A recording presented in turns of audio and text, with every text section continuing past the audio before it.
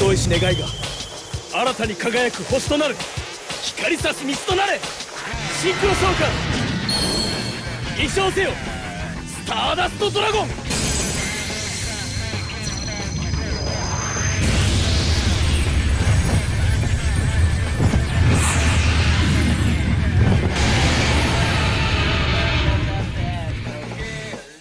Synchro Summoning, introduced in March of 2008 in Japan, would bring entirely new strategies to the Yu-Gi-Oh! Card game never seen before. While later archetypes would take the mechanic to greater heights, such as the classic Dragunity, Crystron, and most recently Cooltoon to name a few, none show what Synchro Summoning truly is at its core better than our beloved protagonist of Yu-Gi-Oh! 5D's Yusei Fudo and good old Synchron. Since May of 2021, Synchron and Duel Links has gained so much support over the last 5 years, from new skills, to cards in the archetype, and even cards outside of the archetype that just so happen to fit right in perfectly. And with Alt Style Yusei coming to the game fairly soon, now is the perfect time to go over everything that Synchron has to offer. Whether you're a new player looking to learn the summoning mechanic, or a veteran looking to return to a beloved classic, this is your one-stop pit stop for everything Synchron. So start your engines. This is an introduction to Synchron. Rev it up!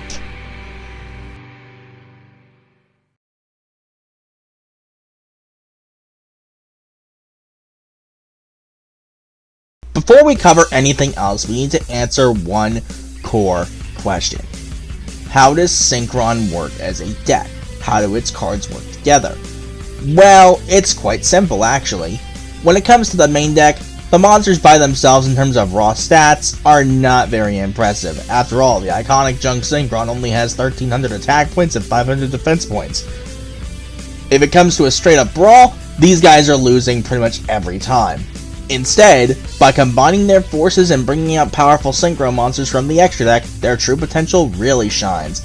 With a combination of Synchron, Stardust, Junk, and even the occasional warrior monster or random machine monster in Yusei's arsenal, we're able to swarm the field with as many monsters as we can to bring out as many Synchro monsters as possible to create a strong board presence. That's the name of the game, and it's quite effective at doing so. That's pretty much the main gist of it. Next up, let's cover the cards themselves.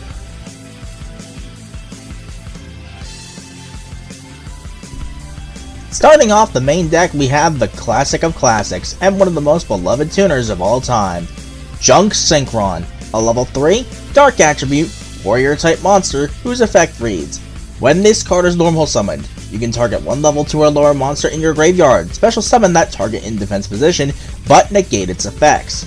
Normally that would be a bad thing to have your monster's effects negated, but in the case of Synchron, that usually doesn't matter, because most of the effects we want to be activating are activated specifically in the graveyard, so any targets that would be applied to this, normally it doesn't matter if their effects are negated on the field anyway. This card is such a core part of the strategy that every single build needs 3 copies, with the exception of one, and that is the skill A Bond Illuminates the Future. So in that case, you actually run 2 copies for a reason I will get into a little bit later. Next up, Junk Synchron is not the only powerful Synchron of the arsenal. We've got one that was so broken that at one point it has actually been banned in the TCG. That would be level 1, Jet Synchron, a fire attribute machine type tuner monster whose effect reads: if this card is sent to the graveyard as Synchro material, you can add one junk monster from your deck to your hand. If this card is in your graveyard, you can send one card from your hand to the graveyard, special summon this card, but banish it when it leaves the field. You can only use one Jet Synchron effect per turn and only once that turn. This powerful Synchron has one notable downside, but it's the only downside it has. Because the Graveyard Resurrection effect requires you to send a card from hand to the graveyard, if you're trying to send a monster card and something like Herald of the Arclight is on the field, you can't actually activate the effect to bring it back that way. You would have to discard a spell or trap card. But that's the only notable downside this card has. There are only a couple of builds that necessarily run this, namely Stardust Acceleration and A Bond Illuminates the Future, but in the case of Stardust Acceleration and A Bond Illuminates the Future respectively, the rare times where Jet Synchron does see play, it is huge. You want at least 2 copies, and a Bond Illuminates the Future needs 3, no less. It is that important. You will see why when we get to the combos. Next up is a card that I personally tend to avoid unless it's character deck duels, because this card is actually pretty good there. That would be our fastest draw in the West, Quick Draw Synchron, a level 5 wind attribute machine type tuner monster whose effect reads: you can special summon this card from your hand by sending 1 monster from your hand to the graveyard. For a synchro summon, you can substitute this card for any 1 Synchron tuner. Cannot be used as a synchro material except for the synchro summon of a monster that mentions a Synchron tuner monster as material. This is a pretty decent way to get things going, especially when you have the classic Quick Draw Synchron Cobalt Hedgehog combo. But outside of character deck duels, this card is extremely outdated. So if you're playing character deck duels, you really want to be playing 3 copies because you need to be seeing a Synchron in your opening hand for the skill to activate, which is Synchron Trigger. But any other time, you leave this card out entirely. It's not worth it. Synchron also has a couple of non-tuners worth talking about as well, such as Synchron Explorer, a level 2 Earth attribute machine type monster whose effect reads: when this card is normal summoned, you can target 1 Synchron monster in your graveyard, special summon that target, but negate its effects. It's basically the inverse of Junk Synchron in a way.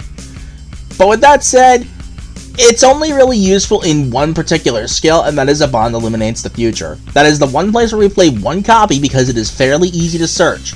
Any other time, we tend to avoid this card altogether. Same thing can be said for our good friend, Synchron Carrier, a level 2 Earth attribute machine type monster whose effect reads: during your main phase, you can normal summon 1 Synchron monster in addition to your normal summoner set per turn. You can only gain this effect once per turn. If another Synchron monster is sent to your graveyard as material for the synchro summon of a warrior or machine type synchro monster while you control this card, you can special summon 1 Synchron token, a level 2 Earth attribute machine type monster with 1000 attack points and 0 defense points. You can only use this effect of Synchron Carrier once per turn. It might not seem like it, but this was really good during a Bond Illuminates the Future, because this allowed us to end on some end boards that otherwise we wouldn't be able to make. Furthermore, it's actually a pretty decent card even during the time when a Bond Illuminates the Future was at its worst. So for that reason, this card does hold a special place in my heart. However, realistically, you only play 1 copy in that particular skill. At any other time, you leave this out. Next up, we have a rather interesting Synchron because it plays by slightly different rules. The level 1 tuner, Mono Synchron. When using this card as synchro material, the other synchro materials must be level 4 or lower, warrior type or machine type monsters, and they are all treated as level 1. There, I corrected that from the profile ages ago where I said level 4. But this is a level 1 dark attribute machine type tuner monster, and as you can see, it's very interesting. What's worth noting is that even if its effect is negated by means of being brought back with Junk Synchron, the effect rule still applies anyway. It's a bit weird, but it's useful enough for the time where it was actually relevant. However, the main use for this one is in the skill Shooting Star Road Tech Genus expansion. Beyond that, however, it's really not anything special. We play 2 copies in that particular version of the skill because we need to be seeing this card as part of our biggest combo. Any other time, we leave this card out. Except in the weaker days of a Bond Illuminates the Future, where we did actually play this card as part of our big combo. Speaking of cards that are mainly only used in Shooting Star Road Tech Genus expansion, we have a card that is considered a win more, and for a good reason, despite how cool of an idea this is. We have the level 5 Wheel Synchron, a light attribute machine type tuner monster whose effect reads: if this card you control is used as synchro material, you can treat it as a non-tuner monster. You can only use each of the following effects of Wheel Synchron once per turn. During your main phase, you can immediately after this effect resolves, normal summon 1 level 4 or lower monster. Also, you cannot special summon from the extra deck for the rest of this turn, except for synchro monsters. You can banish this card from your graveyard, then target 1 synchro monster you control, and reduce its level by up to 4. This is such a cool idea in concept. A tuner that can be treated as a non-tuner, while also giving us an extra normal summon and level manipulation for our synchro monsters on top of that? That's crazy! Unfortunately, there aren't very many ways to reliably get this card onto the field, and the only way we've ever been able to do that reliably is through the skill Stardust Acceleration. Yes, Shooting Star Road Tech Genius Expansion does use this, as if we see both Junk Synchron and Mono Synchron in our opening hand, we can make use of the Starlight Junction field spell. But beyond that, it's pretty much a win more, it clogs up decks, and it's best left out entirely. In Shooting Star Road Tech Genius Expansion, however, it is worth playing this at 2 if you want to play for the big combo, but you don't want to risk opening the one wheel only. That is it for the Synchron monsters regularly used. Well, among the ones of Yusei's arsenal anyway. More on that later. Any other Synchron monsters I did not mention, and any other monsters I don't mention in general, are either not in the game yet, as is the case with Steam Synchron coming fairly soon at the time of this recording, and Satellite Synchron, or they're just played at 0 altogether, like Nitro Synchron, Drill Synchron, Road Synchron, what have you. Anyway, moving on to the Junk monsters, we have a great one to start off with. Junk Converter, a level 2, Earth attribute, warrior type monster whose effect reads: you can discard this card and one tuner monster. Add one Synchron monster from your deck to your hand. If this card is sent to the graveyard as Synchron material, you can target one tuner monster in your graveyard, special summon it in defense position, but it cannot activate its effects this turn. You can only use each effect of Junk Converter once per turn. This little fellow is amazing for a non-tuner. It is an extender, it is a searcher, it is a great target to bring back with Junk Synchron. It's pretty much everything you would expect from a non-tuner in this deck, to the point where every single skill runs 1 to 3 copies depending on the build. But there is one exception, and that is Synchron Trigger, which doesn't play this at all for the character deck duels. Reason being, it is put in the graveyard from outside of the deck anyway, and we do not have DD Crow yet. So for that reason, we can safely assume this won't get banished, and for that reason we don't need to worry about playing it in Synchron Trigger. Any other deck, however, absolutely play anywhere from 1 to 3 copies, depending on your skill and the strategy you're going for.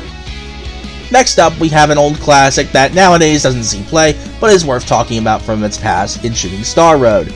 Junk Forward, a level 3, Earth attribute, warrior type monster whose effect reads: if you control no monsters, you can special summon this card from your hand. Very simple, very effective, but nowadays we have better targets for the job, such as Speedway Terratop, more on the Speedway package later. So for that reason, it's unfortunately been power crept out of the game, and for that, we play this at 0 all the time nowadays. It was at one point relevant, however, so it was worth bringing up regardless.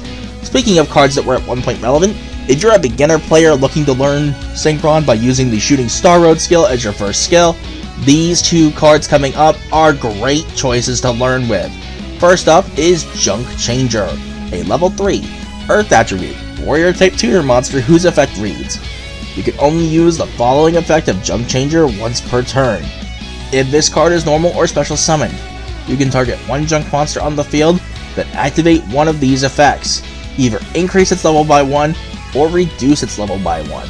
Combined with its partner in crime, Junk Servant, which I will talk about in a moment, this is a way you could easily cause an ambiguous situation by getting around a monster negate because they don't expect you to have Junk Servant in your hand. It's also worth noting that because this leads to Stardust Dragon without relying on the graveyard, which was a big weakness of Shooting Star Road at the time, we actually had ways where if we at least had both Junk Changer and Junk Servant in our hand, we could still have a decent board presence. For the time, this was played at 3 copies. At least, if you were going to run that version of the build, which I did at one point. And if you're a beginner player, this is still good to have at 3 copies. But as you get better, and learn about more of your cards, and learn different skills, this unfortunately gets cut to 0 completely, but it was worth mentioning due to its relevance at the time.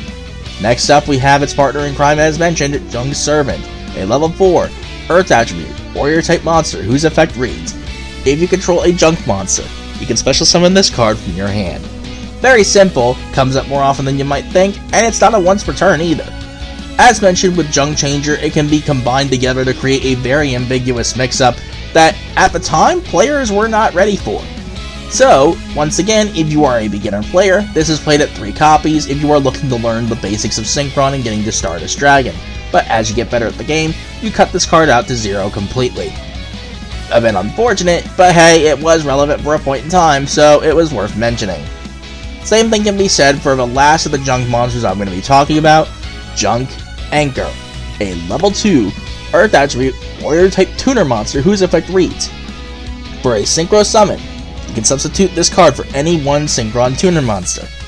Once per turn, you can discard 1 card, then target 1 non-tuner junk monster in your graveyard.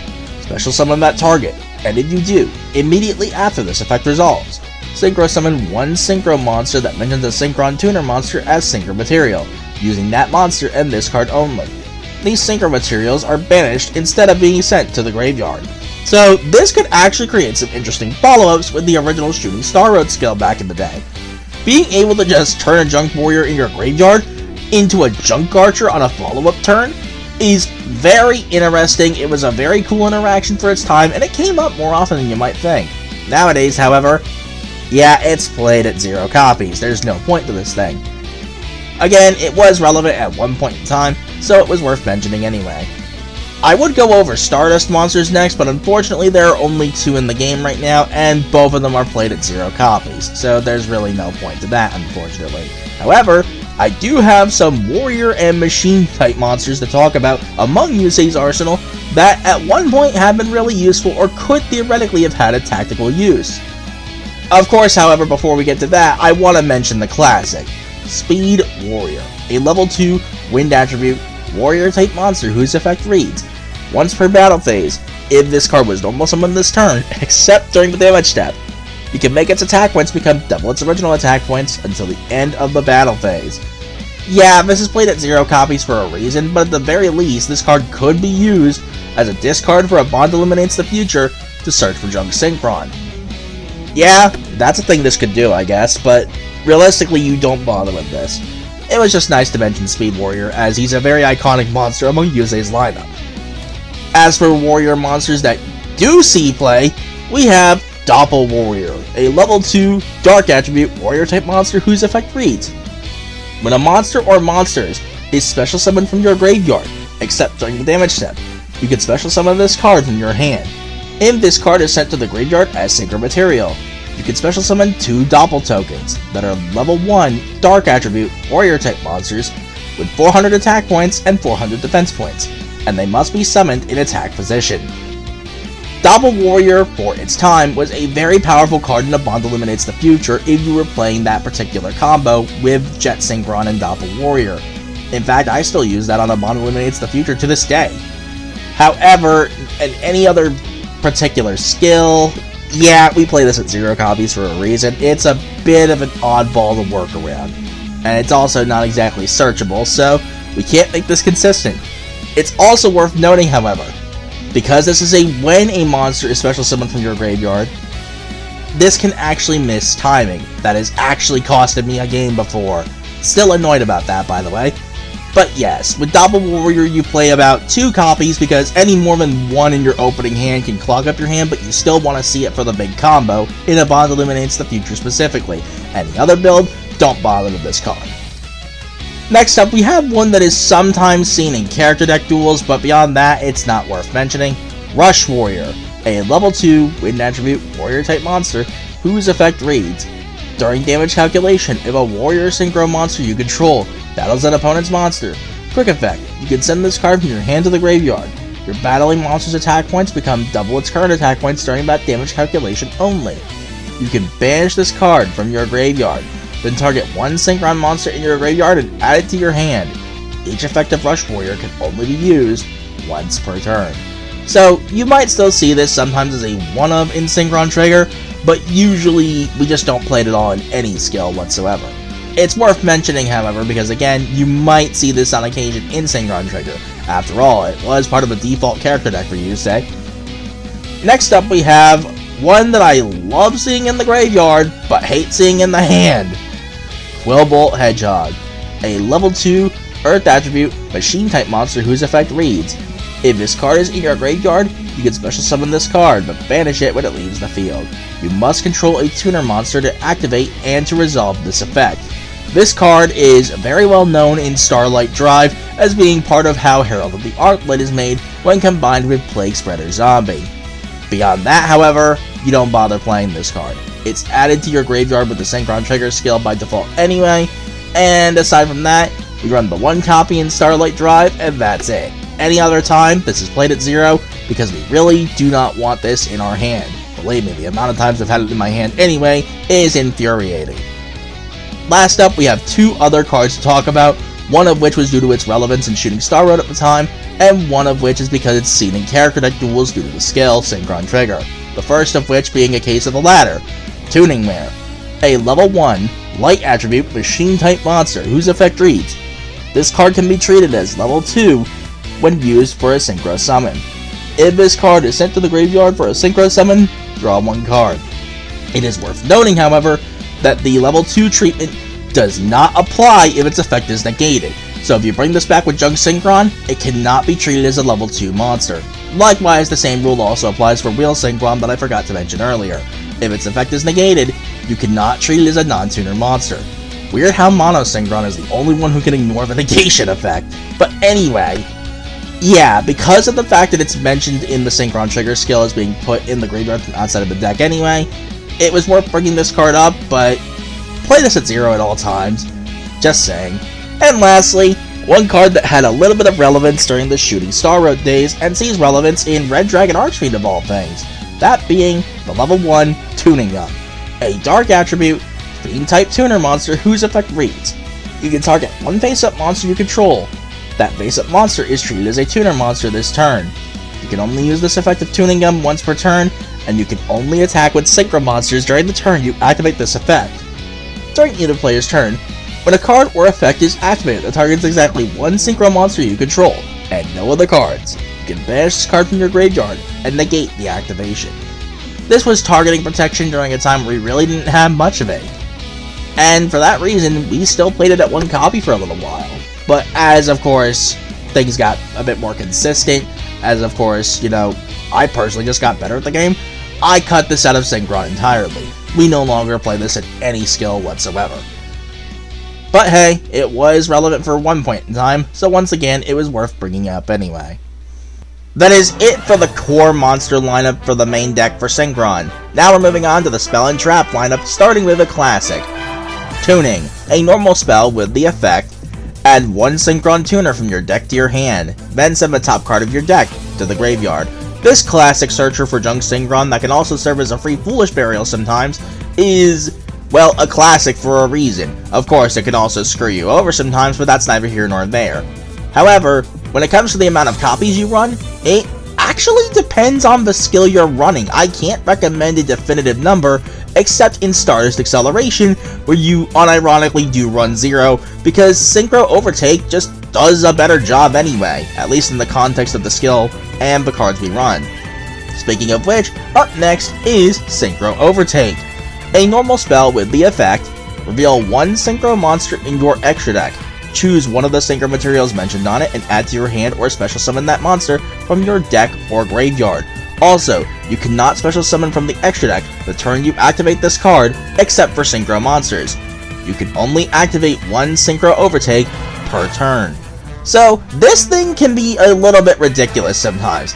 Getting back a core tuner from your graveyard, or even Stardust Dragon if you know how to do this, is kinda silly, kinda ridiculous, and once again, because of how powerful this card is, it actually just recently got hit in every format, or at least it did in the TCG and Master Duel. I'm not sure about the OCG quite yet.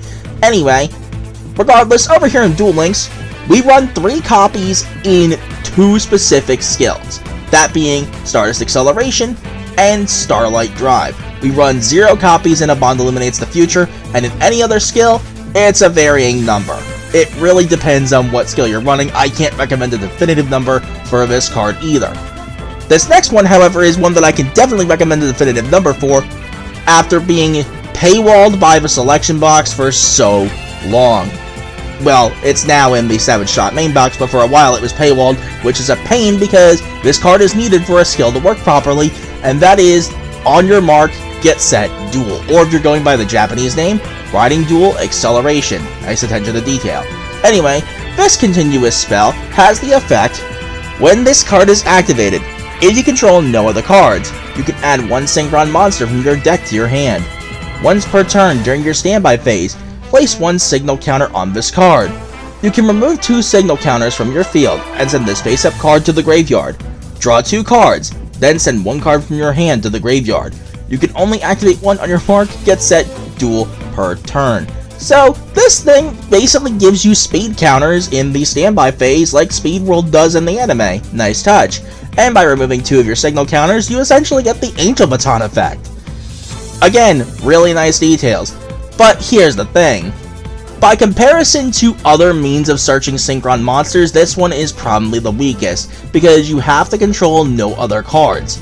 Furthermore, you're basically only able to do this once a game by that point anyway, when you might sometimes need to search more than one junk Synchron or just a Synchron in general.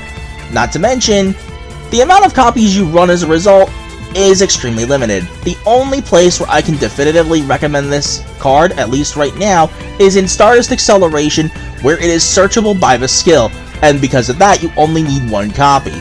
Any other skill, you're running 0. Now, should we get Garden Rose Maiden eventually at some point, for Starlight Drive, I could recommend running this at 3 instead of Synchro Overtake, depending on the extra deck you want to play. The next card I'm going to talk about because it appears in a skill, even though we don't play this card whatsoever, and that is Synchro Chase, a continuous spell with the effect. Your opponent cannot activate cards or effects in response to the effect activations of your Synchro monsters, with Warrior, Synchron, or Stardust in their original names.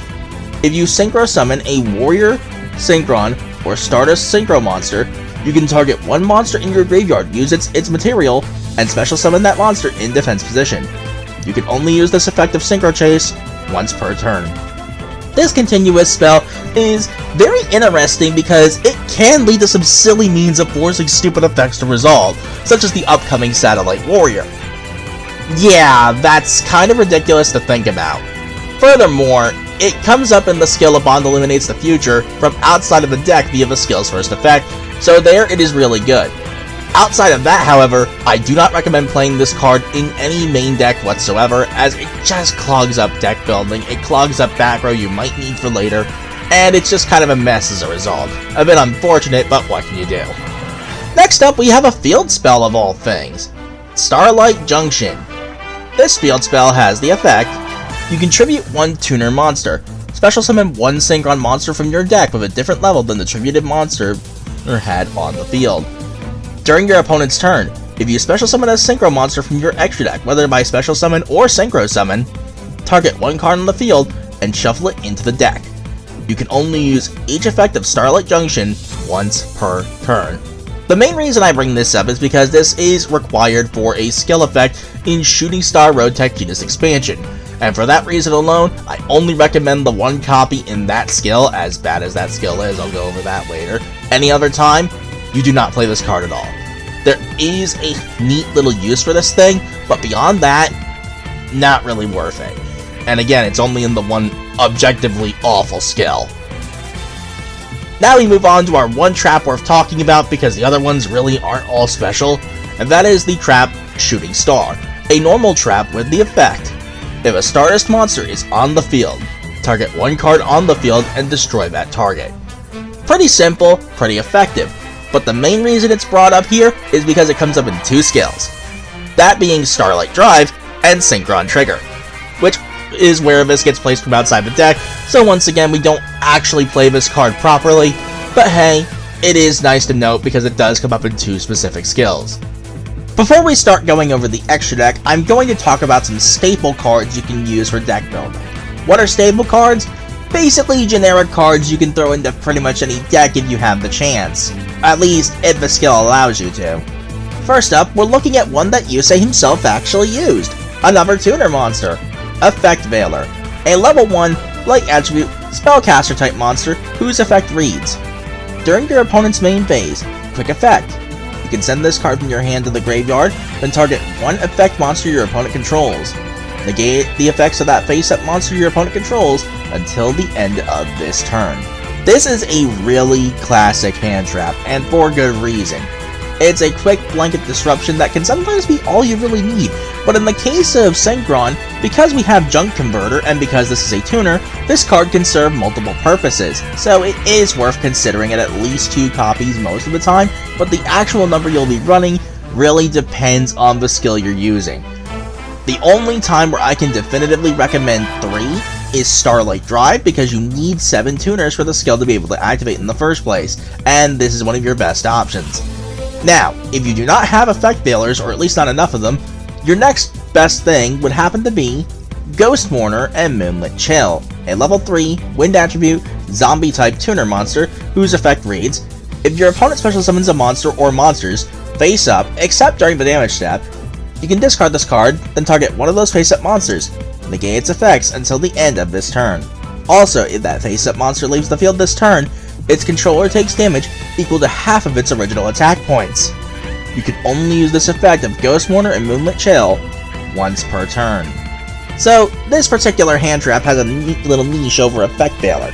That being, it can activate from the hand during both players' turns, both your own and your opponent's turns. So if they decide to say Excel Synchro on you, more on that later, you can actually stop the effects cold without having to contribute any resources during your main combo.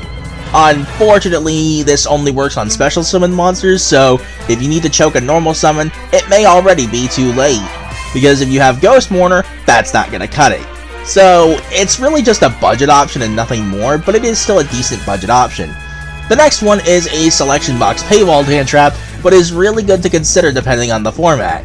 That being Ghost Bell and Haunted Mansion, a level 3 Earth attribute zombie type tuner monster, yes, all the ghost girls are tuners for some reason, whose effect reads: when a card or effect is activated that includes any of the following effects. Quick effect, you can discard this card, negate that activation. This can stop anything that adds a card or cards from the graveyard to the hand and or extra deck. Special summons a monster cards from the graveyard, well, any monster card in general, or banishes cards from the graveyard. You can only use this effect of Ghost Bell and Haunted Mansion once per turn. The one time you will be throwing this out is, well, going to matter, let's just say that. Depending on the skill anyway, and depending on the choke point in the combo. However, it is selection box paywalled, so I can understand if players don't have it. If you happen to have multiple copies and the format is very graveyard reliant, you can pretty much just use this to stop them cold, at least once during the turn. Next up, however, we have a card that is extremely useful in the current format due to Therion being basically everywhere still. That being Different Dimension Crow, or DD Crow for short, a level 1 dark attribute winged beast type monster whose effect reads: quick effect, you can discard this card to the graveyard, then target one card in your opponent's graveyard and banish that target. It is worth noting, this works on either player's turn, so this can actually work both on your turn and your opponent's. Unfortunately, if this card cannot be sent to the graveyard due to something like Herald of the Arclight being in play, this hand trap gets blocked off entirely, and the same can be said for Effect Veiler. So for that reason, it really depends on the situation, and some decks can actually search this like Lyrilusk, so for that reason, I would say 1 in Lyrilusk, but since we're talking about Synchron, the amount of usage this card gets depends on the format. Pretty much the same thing for all of these staple cards really. Next up, we have a hand trap that was just limited 3, that being Droll and Lockbird, a level 1 wind attribute spellcaster type monster for some reason, whose effect reads: if a card or cards is added from the main deck to your opponent's hand, except during the draw phase, quick effect, you can send this card from your hand to the graveyard. For the rest of this turn, cards cannot be added from either player's main deck to the hand, not even by drawing. So yeah, this card has been used for some really degenerate turn skips in Destiny Hero, which is why it got limited 3, and they're still doing stupid stuff. But anyway, basically, this thing is hand loop incarnate, hand rip incarnate, you know the drill with this thing. But even then, sometimes this can be a necessary evil. The one time where I can definitively say you do not play this card at all is Shooting Star Road Tech Genius expansion, because it got limited 3'd. For that reason, I would recommend you max out on effect veilers, you don't play Infinite Impermanence for a reason I'll get into with that skill later, and you max out on probably like DD Crow or Ghost Mourner if you don't have DD Crow. Even then, yeah. Droll and Lock is ridiculous, let's just leave it at that. And the amount of usage it gets once again depends on the format. Next up we have something generic, so I'm going to talk about all these at once, which is Kaijus, Lava Golem, and Winged Dragon of Raw Sphere mode. Basically the main thing these are used for is to tribute monsters from the opponent's field in 1, 2, or 3 depending on which monster you're using for the tribute summon. Well, special summon in most contexts. But either way you look at it, yeah, Kaijus are sometimes a necessary evil depending on the end board. For instance, in Starlight Drive, if you run into Destiny Hero and go second, you've pretty much already lost if they can make Plasma, which most of the time, they can. Other than that, yeah, that's kind of the main thing. The other hand trap I was considering talking about is Artifact Lancia, which in the opponent's turn, you can just tribute this and neither player can banish cards for the rest of the turn, which might screw over Destiny Hero Malicious, but Artifact Lancia for right now isn't all that great, so it's not worth considering at the current moment. Might be later though, I'm not sure. On to spell staples, and we got plenty of these. Cosmic Cyclone, a quick play spell with the effect, pay 1000 life points, then target one spell or trap card on the field and banish it. Really good back row removal, and that's all there is to it, really. Next up we have the quick play spell, Forbidden Chalice, with the effect, target one face-up monster on the field. Until the end of this turn, that target gains 400 attack points, but its effects are negated. This is a good budget quick play spell if you don't have Forbidden Droplet, Book of Eclipse, or even stuff like Infinite Impermanence. Same can be said for Forbidden Lance. The quick play spell, with the effect, target one face-up monster on the field. Until the end of this turn, that target loses 800 attack points, but it is unaffected by the effects of other spell and trap cards. Which is actually interesting, I kinda like this one. Next up, we have a quick play spell that is very much a staple in many decks, Forbidden Droplet. This quick play spell has the effect, send any number of other cards from your hand and or field to the graveyard. Choose that many effect monsters your opponent controls, and until the end of this turn, their attack is halved, also, their effects are negated. In response to this card's activation, your opponent cannot activate cards or the effects of cards with the same original type, monster, spell, or trap respectively, as the cards you sent to the graveyard to activate this card. You can only activate one Forbidden Droplet per turn. This basically being unrespondable in many situations is why this quick play spell is so good. Plus, you can say in this context, activate Tuning, and then Chainlink 2 or 3, whatever, Forbidden Droplet, discard the Tuning that you just played because you'll still get the effect off, and you'll basically get a free negate on top of everything else. It's crazy. Next up we have Book of Eclipse, the limited 3 quick play spell, with the effect, change all face-up monsters on the field to face-down defense position. During the end phase of this turn, change as many face-down defense position monsters your opponent controls as possible, face up. Then, your opponent draws cards equal to the number of monsters flipped face up by this effect. This particular quick play spell is infamous, let's just say that. Some wish it would go to limited 1 already, many do in fact. Some even think it shouldn't have ever come to the game at all. But as is now, it is a very powerful staple to this day, and considering this card released around like the end of Synchro era, around like 2011 or so, that's kind of insane to think about. But yeah, Book of Eclipse is definitely one of those, depends on the deck, except in Shooting Star Road Tech Genius expansion where you absolutely run 3. Other than that, yeah, not much to mention about Book of Eclipse that hasn't already been said. Now we move on to trap staples, and I only have 2 to really talk about. One of which is really good, and the other is, well, past its prime. First up, we'll go over the former, Infinite Impermanence. Target one face-up monster your opponent controls. Negate its effects until the end of this turn. Then, if this card was set before activation and is on the field at resolution, for the rest of this turn, all other spell and trap card effects in this column are negated. If you control no cards, you can activate this card from your hand. So this can serve as a better effect veiler, and also in case you don't have anywhere you can really choke safely, you can choose to hold on to Impermanence for your turn going second, and just board break whatever interactions or floodgates that might be there. Yeah, this is really good. Definitely worth picking up 3 copies, but the amount of copies you run really, again, depends on the skill, and yeah, there's not much else to it. Personally, I like running 3 any chance I get, but I can understand why some would only run 2. Some would probably prefer Effect Dealer over Impermanence because of it being multi-purpose for a junk converter if needed. Other than that, yeah, impermanence is still really good, so do keep this in mind. If you don't have it because, selection box paywall, you can go with kaijus, you can go with effect failures, you can go with ghost mourners if you really want to. It really just depends, but you have some budget options in case you don't have impermanence like I do. Next up, we have compulsory evacuation device. Target one monster on the field, return that target to the hand. This normal trap was limited 3 for a long time, but came off the ban list a while ago, actually. But for a while, it was actually really useful. Being a consistent out to Goki OTKs or even Xyz Galaxy during its prime, before it got nerfed to absolute unplayable status, yeah, compulsory was really good for a while.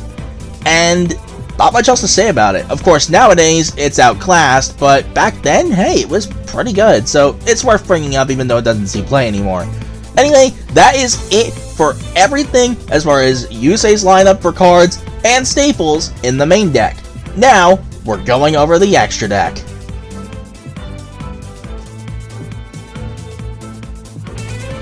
In regards to the extra deck, I'm going to go over this a little bit differently from how I did the main deck.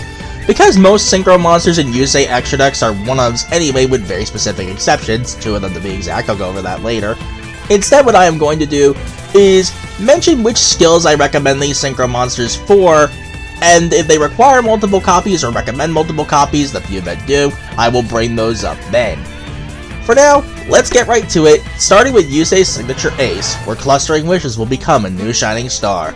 Take flight, Stardust Dragon, a level 8 wind attribute, dragon-type synchro monster whose effect reads: when a card or effect is activated that would destroy a card or cards on the field, quick effect, you contribute this card, negate the activation, and if you do, destroy it.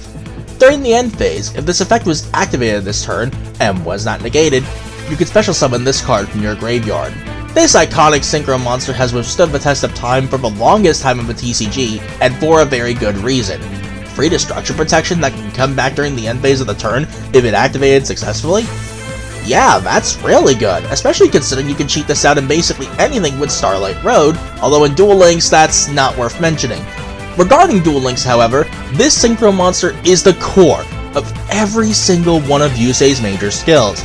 So much so that, counting Assault Star Acceleration, which is a skill I'm ignoring when it comes to talking about Synchron for the time being because it's not a true Synchron skill, more on that later, there would actually be 4 skills where I recommend 2 copies.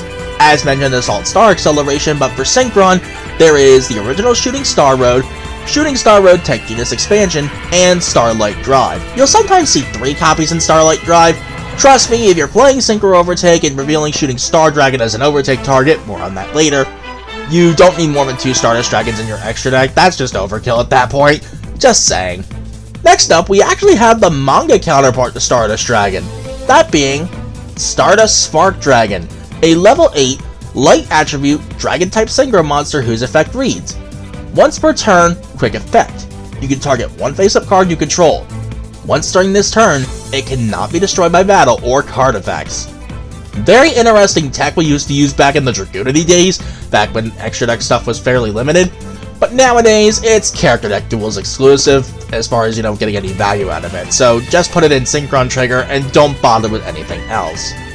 Next up, we have the actual first synchro monster Yusei ever summoned, at least on screen. Yeah, before Stardust Dragon even.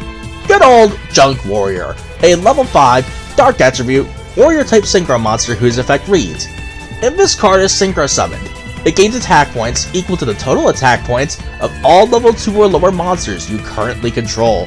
This part almost never comes up outside of maybe character deck duels, but yeah, aside from that, it's just here to synchro climb and be a really good synchro overtake target.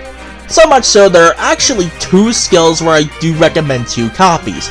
The main one being Shooting Star Road Tech Genius Expansion because we kinda have no choice, and Synchron Trigger because the synchro pool is fairly limited, and Junk Warrior is just pretty decent in character deck duels actually.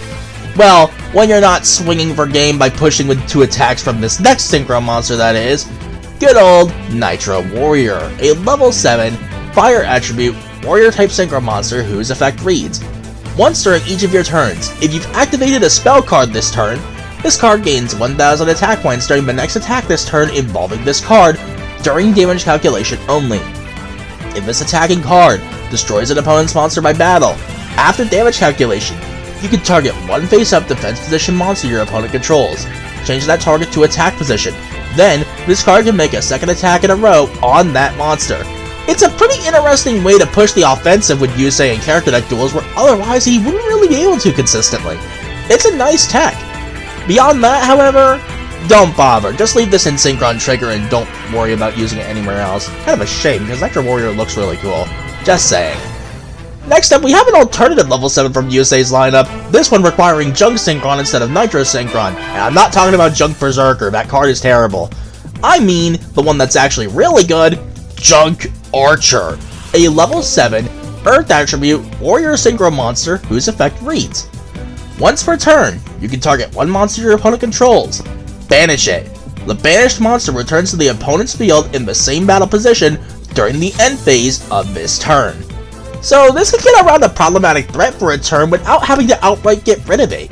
We can get around problematic cards like a Neos Fusion Elemental Hero Brave Neos in character deck duel specifically, or something like a Red Nova Dragon if you're really going there, assuming they don't have Tuning Gun to block the targeting. It's really useful when it comes up, and in Assault Star Acceleration specifically, this is a going second free body. So this means you can have this force an interaction and then pivot into different synchro plays because it's level 7, which means this pivots into your other core cards perfectly. It is at its best in Assault Star Acceleration, so that's why I recommend it the most. Also, preferably use this in Synchron Trigger, just saying. It's worth noting, however, we did used to use this in Shooting Star Road back in the day. Speaking of cards we used to use in Shooting Star Road back in the day, but still hold some really good uses in both character deck duels and Shooting Star Road Tech GS expansion, we have another Junk Synchron based synchro monster, in this case, Junk Destroyer, a level 8 Earth attribute warrior type synchro monster whose effect reads: when this card is synchro summoned, you can target cards on the field up to the number of non-tuner monsters used for the synchro summon of this card, destroy those targets. Multi-targeting removal potentially is really nice, and 2600 attack points for a basic synchro monster is nothing to laugh at. It's really good actually for what it has. Mainly it's the free pop something on the field effect that's really useful about it. So for that reason, I do recommend one copy in Shooting Star Road Tech GS expansion, and I also recommend having this around in Synchron Trigger. Other than that, unfortunately we don't play this anymore because there are better synchro monsters, or in the case of Stars Acceleration, it's added to our extra deck by the second skill effect, so why bother playing it when we get it for free? Next up we have a very good supportive synchro monster in Armory Arm, a level 4 light attribute machine type synchro monster whose effect reads: once per turn, you can either target one monster on the field, equip this card to that target, or unequip this card and special summon it in attack position. While equipped by this effect, that target gains 1000 attack points. If that target destroys a monster by battle and sends it to the graveyard, inflict damage to your opponent equal to half of the destroyed monster's original attack points. Worth noting that it is normally full original attack points, but again, Duel Links burn damage nerf. So Armory Arm is actually a good thing to pair with Nitro Warrior in character deck duels, because combine this with the fact that you're activating a spell to gain 1000 attack points. That's 4800 attack points right there. You swing into an attack position monster, target a face-up defense position monster on the field, change that to face-up attack position, and there's a good chance most things are not surviving that. Just saying. However, outside of that, yeah, don't bother. This is left exclusively in Synchron Trigger if you want to play it at all in the first place, but it's pretty good in Synchron Trigger since it's the only way Tuning Bear can get some use, so there is that. Next up, we have more manga support from Yusei. In this case, one of my personal favorites, Jet Warrior, a level 5 fire attribute warrior synchro monster whose effect reads: if this card is synchro summoned, you can target one card your opponent controls, return it to the hand. If this card is in your graveyard, you contribute one level 2 or lower monster, special summon this card in defense position, but banish it when it leaves the field. You can only use each effective Jet Warrior once per turn. The real use for this thing is something I'll talk about a little bit later. However, there is a reason I recommend this in the skill Shooting Star Road. Outside of that, however, we don't bother because there's just better stuff to play in the other skills, and in the case of Stardust Acceleration, yet another Synchro monster we get for free. So, yeah. Can you tell Stardust Acceleration is a skill I love to pieces already? Anyway, moving right along with more manga Synchro monsters for Yusei, we have Stardust Charge Warrior, a level 6 wind attribute warrior Synchro monster whose effect reads: when this card is Synchro summoned, you can draw one card. You can only use this effective Stardust Charge Warrior once per turn. This card can attack all special summoned monsters your opponent controls once each. Mainly this is useful for Synchro climbing and just getting free draws out of it, so hey, it at least has a purpose. Sometimes the multiple attacks on special summoned monsters can come up, but it's not too often that it does. The main skill where I recommend this is Stardust Acceleration. Other than that, that's really about it. Speaking of, however, Stardust Charge Warrior has a different counterpart that was used a lot in A Bond Illuminates the Future. That being Stardust Assault Warrior, a level 6 wind attribute warrior Synchro monster whose effect reads: when this card is Synchro summoned while you control no other monsters, you can target one junk monster in your graveyard, special summoning. You can only use this effect of Stardust Assault Warrior once per turn. If this card attacks a defense position monster, inflict piercing battle damage, meaning that if the attack points of this monster is higher than the defense points of the defending monster, the damage still goes through. So yeah, as mentioned, this was used in A Bond Illuminates the Future for certain combos, and I can safely say it's still worth putting in there if you want to play that version of the build. I don't personally, but hey, it's an option. It's an option worth bringing up, since it was actually used for that. Anyway, moving right along, we have one of those Synchro monsters that I think is personally slept on sometimes. It's actually saved me on a few occasions. Scarred Warrior, a level 5 Earth attribute warrior Synchro monster whose effect reads: your opponent cannot target face-up warrior type monsters for attacks except for this one. Once per turn, if this card would be destroyed by battle, it is not destroyed. This surprisingly comes up from time to time, and 2100 attack points for a level 5 is still nothing to laugh at. It's kinda decent actually, it's like an upgraded Marauding Captain if that makes sense. For that reason, I do still recommend this in A Bond Illuminates the Future, but nowhere else, since, well, you'll have better access to stuff like Junk Warrior without having to worry about, Speed Raid screwing you over with Clearwing. Just saying. Next up, we have an alternative Synchro monster that doesn't come up very often in terms of its effect, but when it does, it's actually kind of amusing how often it works. Catapult Warrior, a level 5 Earth attribute warrior Synchro monster whose effect reads: once per turn, you can tribute one junk monster. Inflict damage to your opponent equal to half of the original attack of the tributed monster. It's worth noting that in the actual game, it is the full original attack, but again, the Duel Links burn damage nerf. This is sometimes just enough to push for game in situations where you otherwise would just barely fall short. More often than not, however, it's just here to Synchro climb and be just a generic Synchro material target, since, well, Junk Warrior requires Junk Synchron, this can use any tuner. So again, I do recommend this in A Bond Illuminates the Future, but beyond that, yeah, it's just best left out of decks, since again, you'll have better access to Junk Warrior anyway. But hey, it's worth mentioning because sometimes this can actually come up. What lies beyond the limits of human potential? What happens when you become one with the wind before you? This next Synchro monster shows the perfect example of what might lie beyond those limits. Excel Synchro Stardust Dragon, a level 8 wind attribute dragon type Synchro monster whose effect reads: if this card is Synchro summoned, you can special summon one level 2 or lower tuner monster from your graveyard. During the main phase, quick effect, you can tribute this card, special summon one Stardust Dragon from your extra deck. This is treated as a Synchro summon. Then, immediately after this effect resolves, Synchro summon using monsters you control as Synchro material.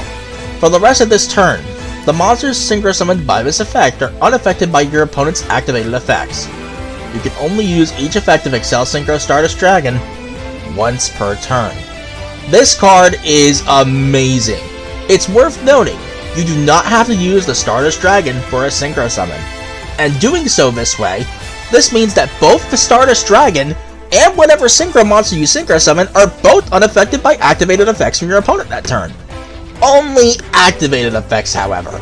It is worth noting that lingering effects, like Fiendish Chain, and most annoyingly of them all right now, Destiny Hero Plasma, do still go through. It's quite annoying. Just saying. However, it's still hilarious to screw over Dragonic Contact when they try to use Super Polymerization on your monsters, only for them to realize they can't.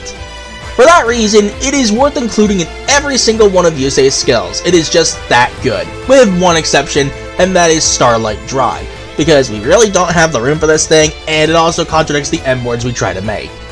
Just saying. For future reference, when I'm referring to Synchro summoning on the opponent's turn, I will refer to it as Excel Synchro going forward. After all, that is basically what that did in the anime. Speaking of which, let's talk about the Synchro tuner that made this possible for Yusei in the first place. Formula Synchron, a level 2, light attribute, machine type Synchro tuner monster whose effect reads: when this card is Synchro summoned, you can draw one card. Once per chain during your opponent's main phase, you can, quick effect, immediately after this effect resolves, Synchro summon using this card you control. Do note it is once per chain and not once per turn. So let's say back in the day you were playing a Bond Eliminates the Future and ended on 2 level 5s, your Stardust Dragon, and your Formula Synchron. You could Excel Synchro Stardust Warrior, and because that was a Stardust Synchro monster, Synchro Chase could bring back Formula Synchron, allowing you to Excel Synchro again. It was hilarious. But anyway, as far as skills where this is recommended, there are only 2 I can think of, those being a Bond Eliminates the Future if you're playing that specific combo line, and Shooting Star Road Tech Genus Expansion. Other than that, you don't really bother. Mainly because the skills can get you Formula Synchron for free these days anyway, including Shooting Star Road, funnily enough. Now, for Yusei's Excel Synchro monster, achieved through the power of Clear Mind. Shooting Star Dragon. A level 10, Wind attribute, Dragon-type Synchro monster whose effect reads: once per turn, you can excavate the top 5 cards of your deck, shuffle them back in. Also, this card's maximum number of attacks per battle phase this turn equals the number of tuner monsters excavated this way. Once per turn, when a card or effect is activated that will destroy a card or cards in the field, quick effect, you can negate the effect, and if you do, destroy it. Once per turn, when an opponent's monster declares an attack, you can target the attacking monster, banish this card, and if you do, negate that attack. Once per turn during the end phase, if this card was banished by its effect this turn, special summon this card. It is worth noting there are a couple of minor annoying stipulations to this. Namely, if you float into this Synchro monster instead of Synchro summoning it properly. Banishing it to negate an attack will not bring it back by its own effect at the end phase of that turn. I've learned that the hard way. And secondly, the Destruction Protection effect is the weakest of Yusei's Stardust Dragon line, because it cannot activate in the damage step, because you are negating the effect, not the activation. That is surprisingly annoying sometimes. Other than that, this thing can attack multiple times, more so than even his most powerful Synchro monster can. And for that reason, it can actually push for game in situations where none of his other Synchro monsters might be able to. However, I can only recommend this in 2 skills, the first of which being the original Shooting Star Road, as this is basically your main heavy hitter in that skill, and Starlight Drive. And even then, you really should be playing Synchro Overtake to make use of that. Reason being? Notice how it requires Stardust Dragon to be Synchro summoned? Yep, it's a Synchro Overtake target, which is really funny to me. Anyway, moving right along, we have the manga counterpart up next. Stardust Chronicle Spark Dragon, a level 10, light attribute, Dragon-type Synchro monster whose effect reads: must be Synchro summoned, and by that it means it also cannot be special summoned by other ways. Once per turn, quick effect, you can banish one Synchro monster from your graveyard. This card is unaffected by other cards' effects for the rest of this turn, except for its own. If this card in its owner's possession is destroyed by an opponent's card, whether by battle or by card effect, you can target one of your banished Dragon Synchro monsters and special summon it. Beforehand, this card used to have 0 ways to be used reliably whatsoever. Now, we actually have a meaningful place to use this. Starlight Drive. So if you want to run this thing, go right ahead. I don't personally, but it's a good option, I won't lie. Now for the weakest of his level 10 Dragon Synchro monsters. That being, unfortunately, because this idea is really cool, Shooting Star Dragon Tech Genus Expansion. And now I want to see Synchron and Tech Genus bridge a little bit more together, outside of just this. Anyway, this is a level 10 Wind Attribute Dragon-type Synchro monster whose effect reads: when a monster effect is activated that targets a monster or monsters you control, quick effect. You can banish one tuner from your graveyard, negate the activation, and if you do, destroy that card. You can only use each of the following effects of Shooting Star Dragon Tech Genus Expansion once per turn. When an opponent's monster declares an attack, you can negate the attack. During your opponent's turn, if this card is in your graveyard, quick effect, you can tribute 2 Synchro monsters, special summon this card. Note that the targeting protection effect is not a once per turn, which is kind of insane. Other than that, however, its main use is just to get it onto the field, get Tech Genus Recipro Dragonfly via the skill, in this case Shooting Star Road Tech Genus Expansion, and then get it off the field immediately. That's kind of unfortunate because this is such a cool idea for a boss monster.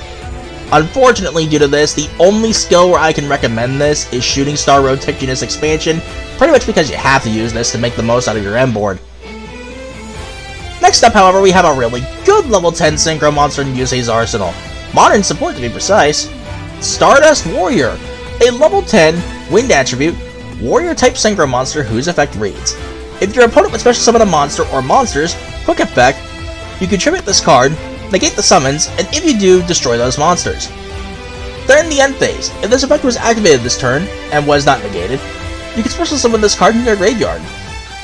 If this card is destroyed by battle, or if this face-up card you control leaves the field because of an opponent's card effect, you can special summon one level 8 or lower Warrior Synchro monster from your extra deck. This is treated as a Synchro summon. This means you can actually use this to float into Jet Warrior, and since that's counted as a Synchro summon, you can bounce a card from the opponent. That's where Jet Warrior really shines. But this thing is surprisingly amazing. Being able to basically negate a special summon for free, especially if it happens to be something like Divine Golden Shadow Dragon Drag Luxion, yeah, that's really good. I'm not gonna lie, that's really good.